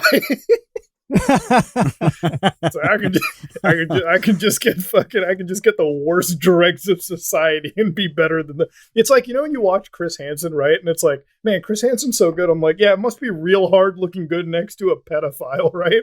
I'm like, yeah, no, it must be real difficult. Like Chris Hansen comes like, what a holy guy. We love Chris Hansen. What a great dude. And I'm looking at him, I'm like, yeah, man, what he's standing next to a pedophile. Listen, if you're a TV reporter and you can't look good next to a pedophile, a diddler, you probably shouldn't be on TV, right? Like, I'm like, at this point, Osama bin Laden could look good next to a pedophile, and that dude has its own rap sheet to go behind. Like, what the fuck, man? It's like this dude, like Dr. Phil will get like a child molester on, and then he'll talk down to them, and then he'll make it look like it's a big deal. Like, you see, we really reached this person's soul. We really told them what's wrong. I'm like, come on, Dr. Phil. Unborn fetuses know that this is wrong morally, and they haven't even been in this world yet. Before I was born, before God shot me down to this planet, I knew diddling was wrong. I knew that shit was fucked up. But Dr. Phil makes millions a year out of it. Dude, what are we doing wrong? We're sitting here talking about this. Dr. Phil right now is just planning the ultimate tea week. You know how we got Shark Week? This dude's got tea weeks. He's got drug addicts. He's got diddlers. He's got defunct families lined up for the next 2 weeks. Like, you mentioned a DUI. This is one of my favorite rants in the history of the show. You mention a DUI to Dr. Phil, he'll make you remember that shit till you're in the fucking grave. You had a Coors Light in college and you decided to drive one night? Oh, you're a terrible, fucked up person. Have you considered you're actually just like Charles Manson reincarnated? That's Dr. Phil, dude. And his audience agrees because they're fucking dipshits. It's like watching Oprah, dude. You get a free fucking car if you just like tell her that, yeah. That's how he got his start, was on Oprah. I fucking knew it. Oprah would bring him on to be like Dr. Phil. Yeah. He was like the psych expert. Yeah. Like, that's how he got his start. Like, fuck that. I'll stop renewing my license. Oprah hooked me up good. It's all weirdly incestuous like that. Like you mentioned Steve Wilkos. He started as like the security guard for the Jerry Springer show. Yeah. He did that for years before he somehow got his own show. Like, this is a tight club. Is it really very tight club, and that's, is it like we need to Darwin penetrate level this tight evolution? club. Look, Jerry Springer had a lot of fucking security guards. They had to deal with some fucking stupid guests. I remember that one Jerry Springer episode where like they had KKK members on. Obviously weren't real. They just paid a bunch of dumb fucks to like act like fucking Klan members. But then like the security guard, listen, all right, if I was a security guard for Jerry Springer, you know how much access I would have to just degenerates on tap? You know, like Maury Povich, right? Dude, what would you do with that access? How would you take advantage of that access? Show out of it all the time, dude. Maury Povich show. You ever watch how Maury shows are so like geared towards like the against the guy, right? Like before you even hear the story, right? Like the girl will come out and be like, "I had sex with 62 people." Okay, 60 like this week. I don't know who the father is. I'm like, you're playing fucking Minesweeper right now, okay? Trying to find the father of the fucking kid. All right, what the fuck? And then like the guy comes on because he's part of the 62 people, right? Like he's part of it. So now trying to find your kid is like the statistical probability of that is it's impossible. Like I can't do it. And then they're booing the guy down, like, how dare you? And then Maury over here with his fucking DNA firm or whatever that he's probably hired or created comes up with this response. Hey, you know that face Maury always makes? That fucking condescending face that I have $500 million in my fucking bank account and I look down on you dipshits. I profit off that face. I love that face. He looks up at this DNA. It's like, you are not the father. And the audience, who's so brain dead, goes from booing this guy to like, congratulations, awesome, good job. The dude's dancing around. This girl runs backstage to the same casting couch that's always there for like 15 years and cries. Same fucking formula over and over and over again. Dude, I watch this show all the time. Listen, this might sound fucked up. This might sound slut-shamey. But when the girl comes up and tells me the life story about like how she's had sex with the entire University of Colorado football team, dude, what am I supposed to fucking do at that point? I couldn't figure it out. How does the DNA dude figure it out? What do they do? Like, well, I guess they test the dad or whatever in that instance, but shit, it's a lot of stuff. But that's all Maury does. That's all it is. It's literally a free fucking DNA test, I guess. It's a free fucking parenting test. And 23 and Maury. Dude, sometimes, dude, I'm telling you, sometimes Maury finds a fucking single mother or a single dad, all right, with the cutest fucking child in the world. Like all these kids, they're like the cutest kids you'll ever find. You know what I mean? Like, and Maury always gets them backstage. They're always looking like they're about to burst into tears. Like, you want to go and adopt these fucking kids, you know? Like, you're watching Maury. He gets you in that feeling. And then he brings this dude or girl out and makes them look like the biggest piece of shit for 20 minutes, only to like sidewind with the DNA test and flip the fucking script. This dude literally sits, he has the balance of an entire like low-income family in one receipt. That's a lot of fucking power, dude. Maury Povich, that dude is like an apex shitlord. What am I talking? Dude, what am I talking about? T channels are nowhere near as bad. T channels are not even close to bad, dude. I apologize to T channels. I'm sorry. You guys are nowhere near as fucking amazing as Maury or Jerry.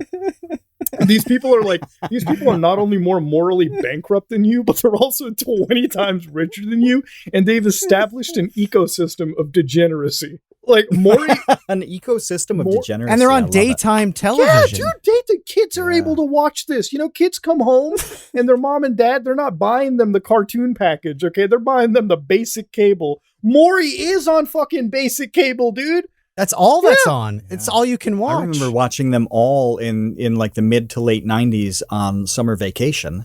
During the day, there was like Price is Right, and then that turned into, Maury and Jerry Springer and Richard Bay and a bunch of the, couple things that aren't around anymore. Ricky Bob Lake. Barker decided to stop talking for an hour, and then it just shifted to this.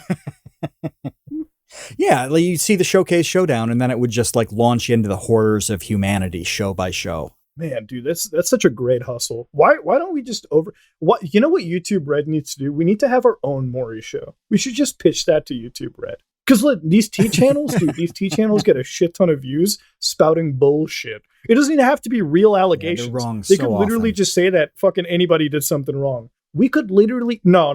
I just said I read Keemstar in the thing right here, dude. Like Keemstar, like you might say shit about Drama Alert, but he'll read a Wikipedia article. Like T channels, they don't even go to that step. For them, opening up Google Chrome is like the hardest deal in the world, you know? But like if we ran a Maury show on YouTube Red, that would fucking destroy, dude. That would destroy. It would. Dude, even Keemstar couldn't host Maury, okay? You'd have to find somebody so morally depraved to host Maury. Okay, like we don't have anybody in the YouTube sphere that's morally like out there. Like nobody is. None of us are. We're actually better, like morally, than a lot of our TV counterparts. I literally talked to you guys about Dr. Phil, a person that went to college apparently, and is still just sitting down, shitting on families every day. Dude, come on. We could all literally start a 3-hour-long show on YouTube Red just doing DNA checks. That's it. I could do that, dude. I feel like if I had enough Jenkum in the system, I could be morally bankrupt. Dude, anybody could do it. Anyone can do it, man. Anybody on it. I would love to see I would love to see Shane Dawson come back and just be the Maury Povich of YouTube. And then like people would call him out in the comments section, but I mean Shane doesn't fucking care. Like who gives a you can call Maury on a bunch of shit. He doesn't care. Maury could listen to this podcast right now and use this as fucking lube. Like this is it. Like, Maury don't care. Maury knows what he is.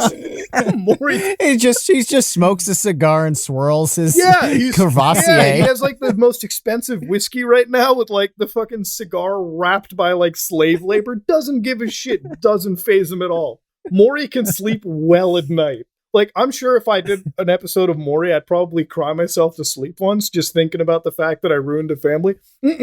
Maury's like a fucking meat grinder, dude. He just cuts through that shit every day.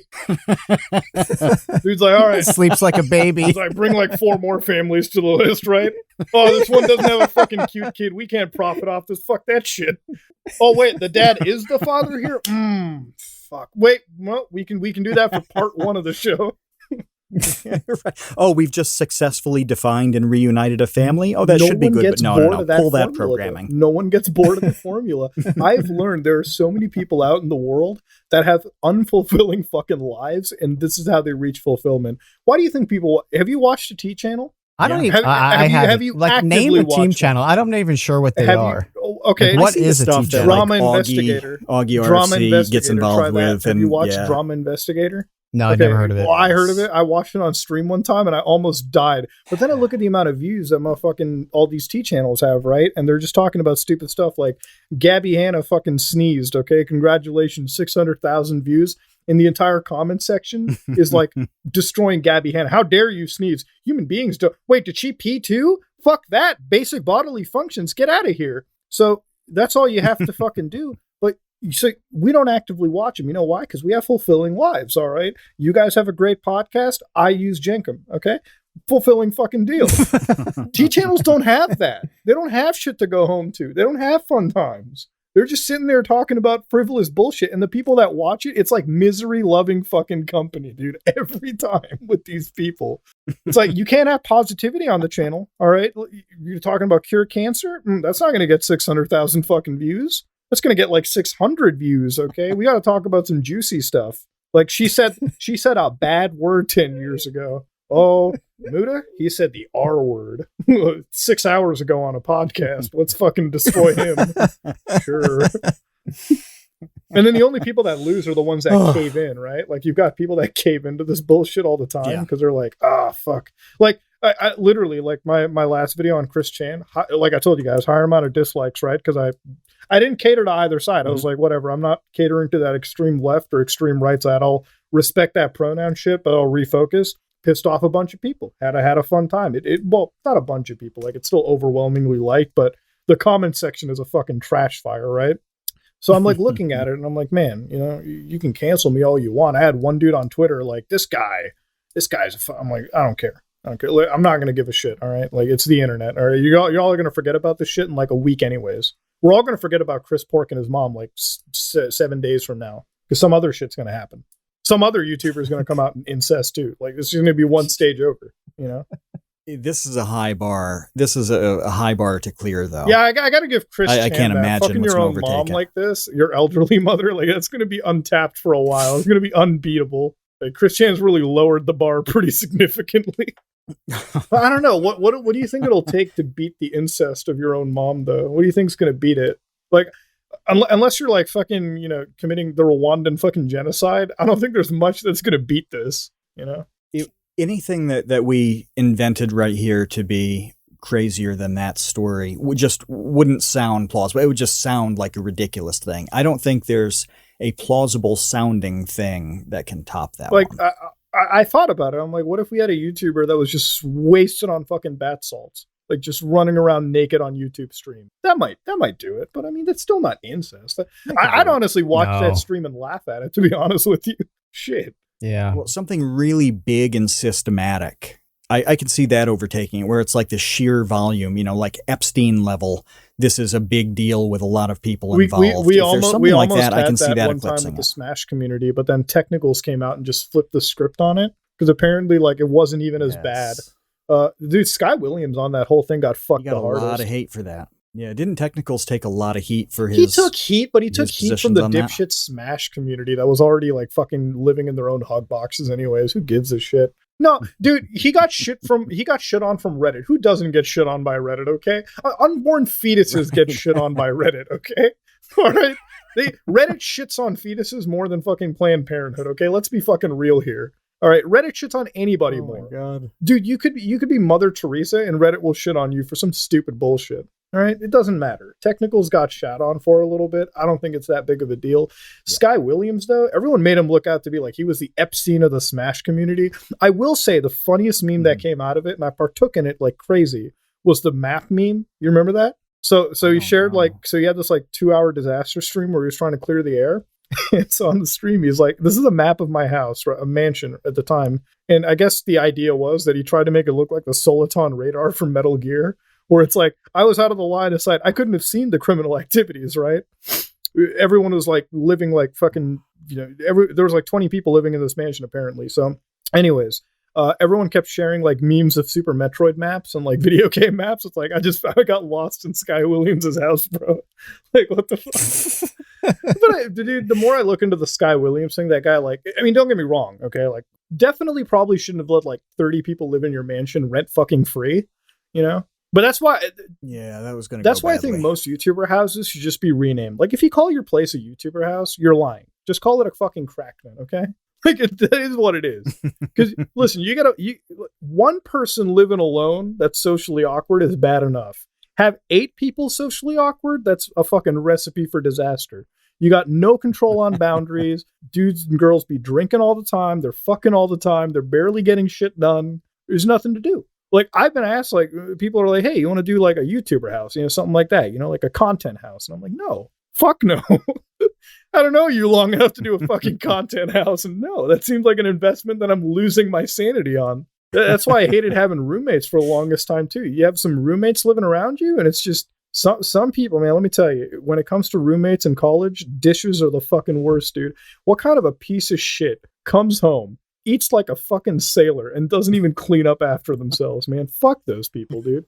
I'm out there sucking dicks at a glory hole, and this dude's over here gaming and eating and not cleaning up after. Get out of here. Fuck that.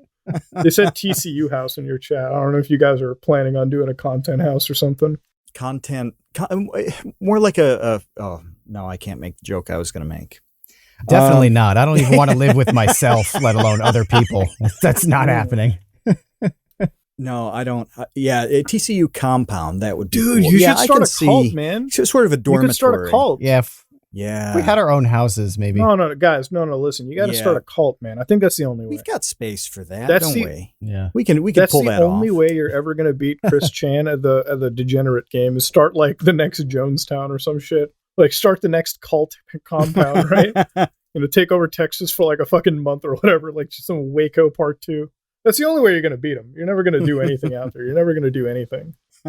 Awesome. Well, the last thing that we've got on questions, I love this one because it's so open-ended.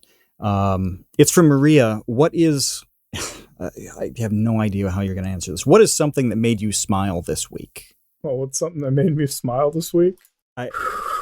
This is like the ultimate slot machine. Man.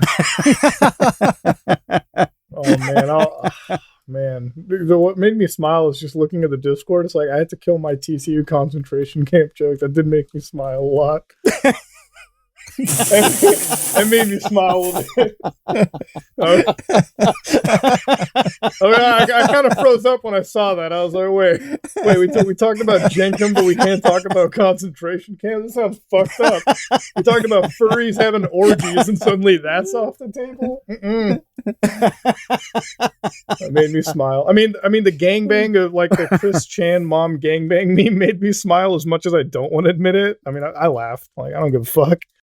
Cake farts made me smile when I talked about it. I mean, fuck, let's be honest here. Maury Povich makes me smile. I think with all this furry talk that I need to interject and ask you one last question, which is something that we ask actually a lot of our guests. You'd be surprised. And that is, what is your fursona? Oh man, dude. Jex the lizard, bro. That's my fursona. You ever heard never heard of that Jex shit? I don't know if that's a fursona, it's a reptile, but like there's this game on the PlayStation 1 called Gex or whatever the fuck it is. Oh, Gex. Yeah, dude, Gex. it is the most weirdest shit that I've ever seen. I got really high one day trying to play that game again and I just couldn't. But if I had to be any animal, it's fucking Gex, dude. Who fucking makes some lizard platformer these days with the shittiest controls in the world? We are not even mentioning the best part. The best part of Gex is that he nonstop spouts like really hacky pop culture quotes from movies and stuff. Like literally he'll be like, "Yeah, baby," from Austin Powers.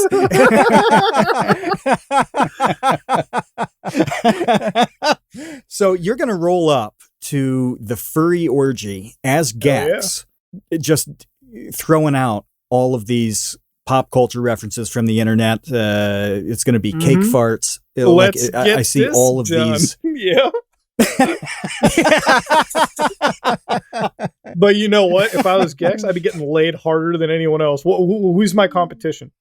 If I'm Gex, smooth ass, charming Gex, what's my competition? No one from the MLP crowd, that's for sure. It seems easier to clean the suit too.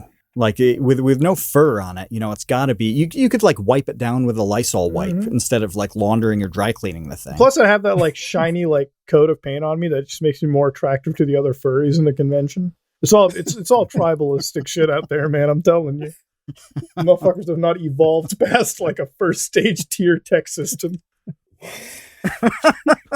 Look, we have to wrap up, but I just want to say before we go, the fact that you answered Goatsy so quickly to that question and Gex so quickly to the Fursona question, like I'm amazed by just the speed that your mind works at. Unless these are just things that you think of all the time and you just like have them at the ready, like a 6-shooter. You're just ready to whip out. Man, when I saw that stretched anus years ago, I knew that I could never get this out of my mind, man.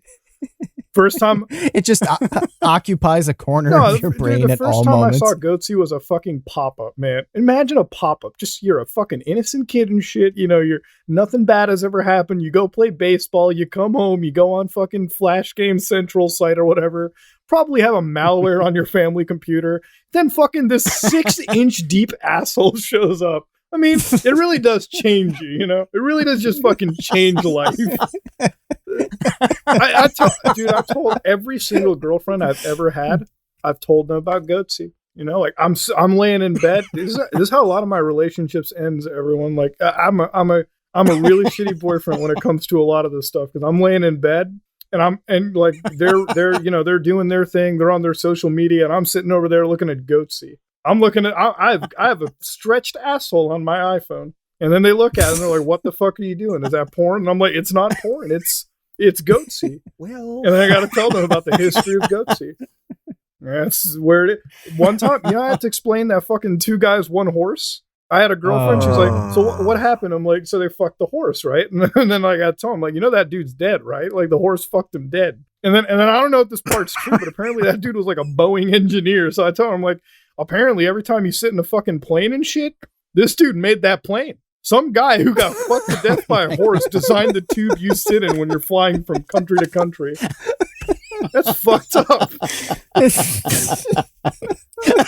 don't even know that much is true. I keep hearing Boeing fucking engineer all the time. And I'm just like, yeah, it says right here.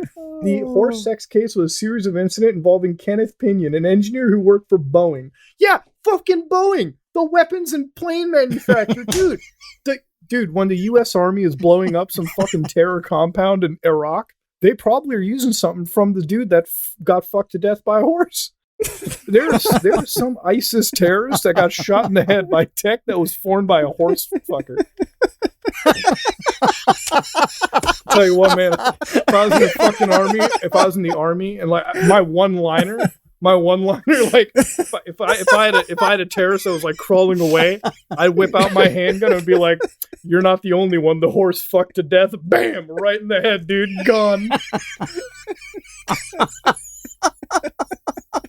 Telling you, man, if I was in Delta Force, motherfucker, that would be my line, man. That would be my go-to line. I'd put that in the fucking debriefing to the CIA. It's like, "What's the last thing you said to Bin Laden?" I'm like, "I told him that horse wasn't the only thing that, you know, it wasn't the only thing on that motherfucker's kill count." I tell Bin Laden that before we buried him in the sea. I'm like, "Dude, I'm just gonna be real with you. You know who designed this plane? Horse fucker." Imagine, dude. Imagine.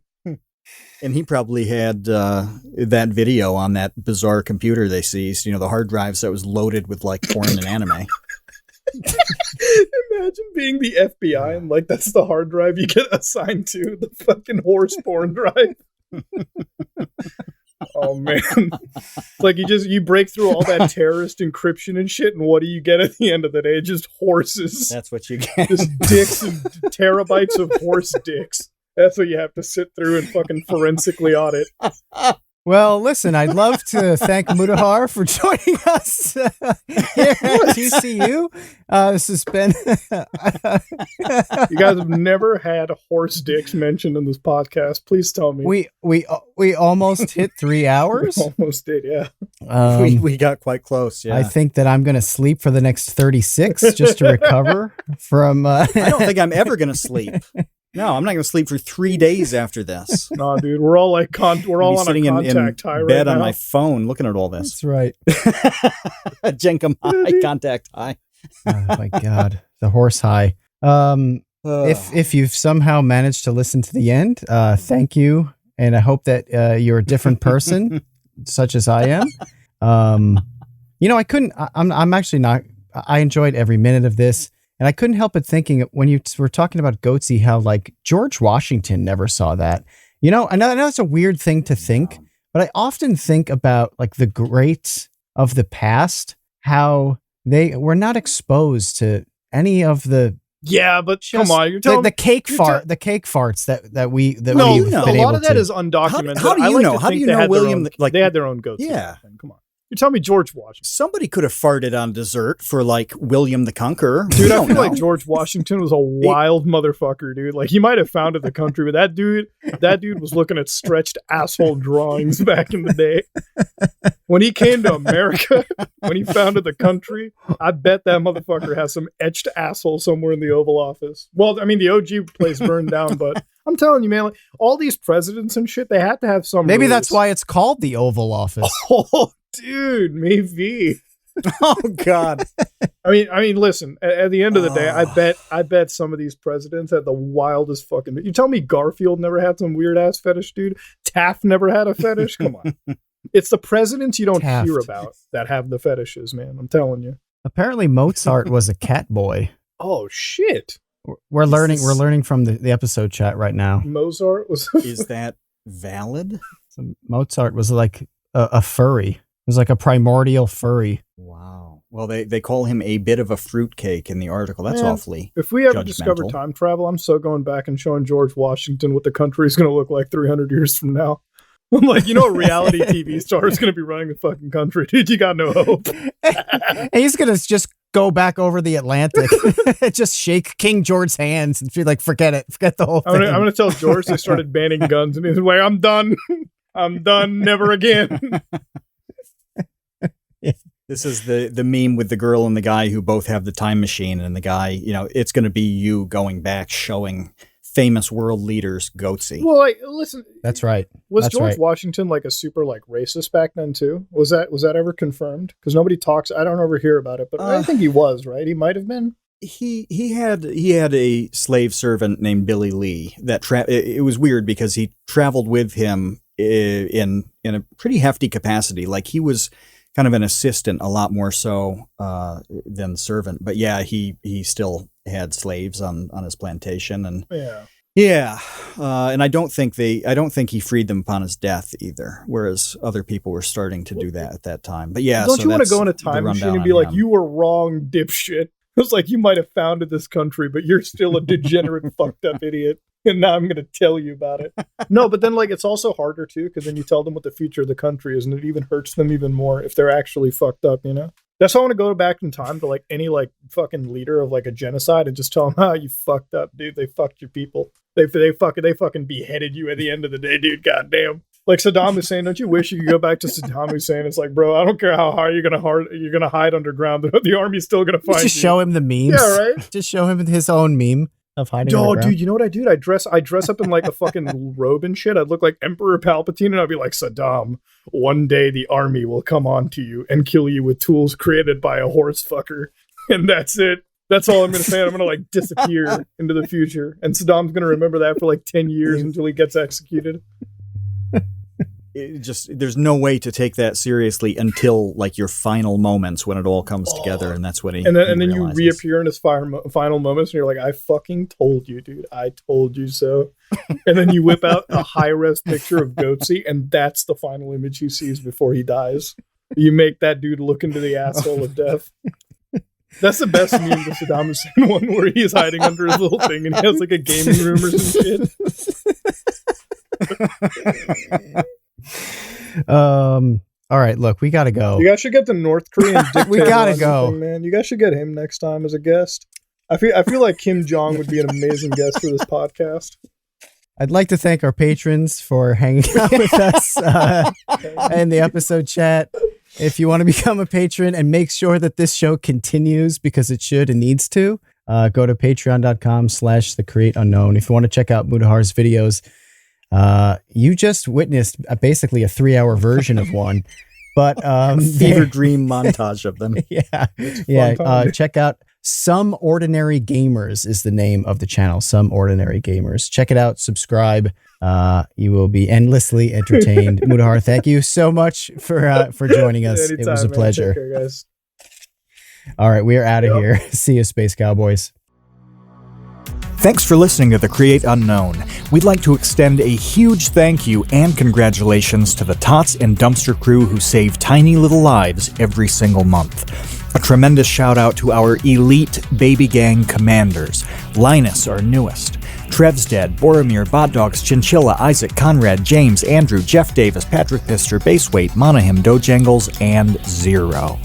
And thanks to our grizzled, battle-hardened child infantry, Jen Maffasanti, Kevin Menard, Mikhail Steinke, Risebread, Sean Malone, Triple Question Mark, Ryan, Kamikaze, Maria Marco, Sheep, Tom Videogre, Jelksies, and Dan the Latch.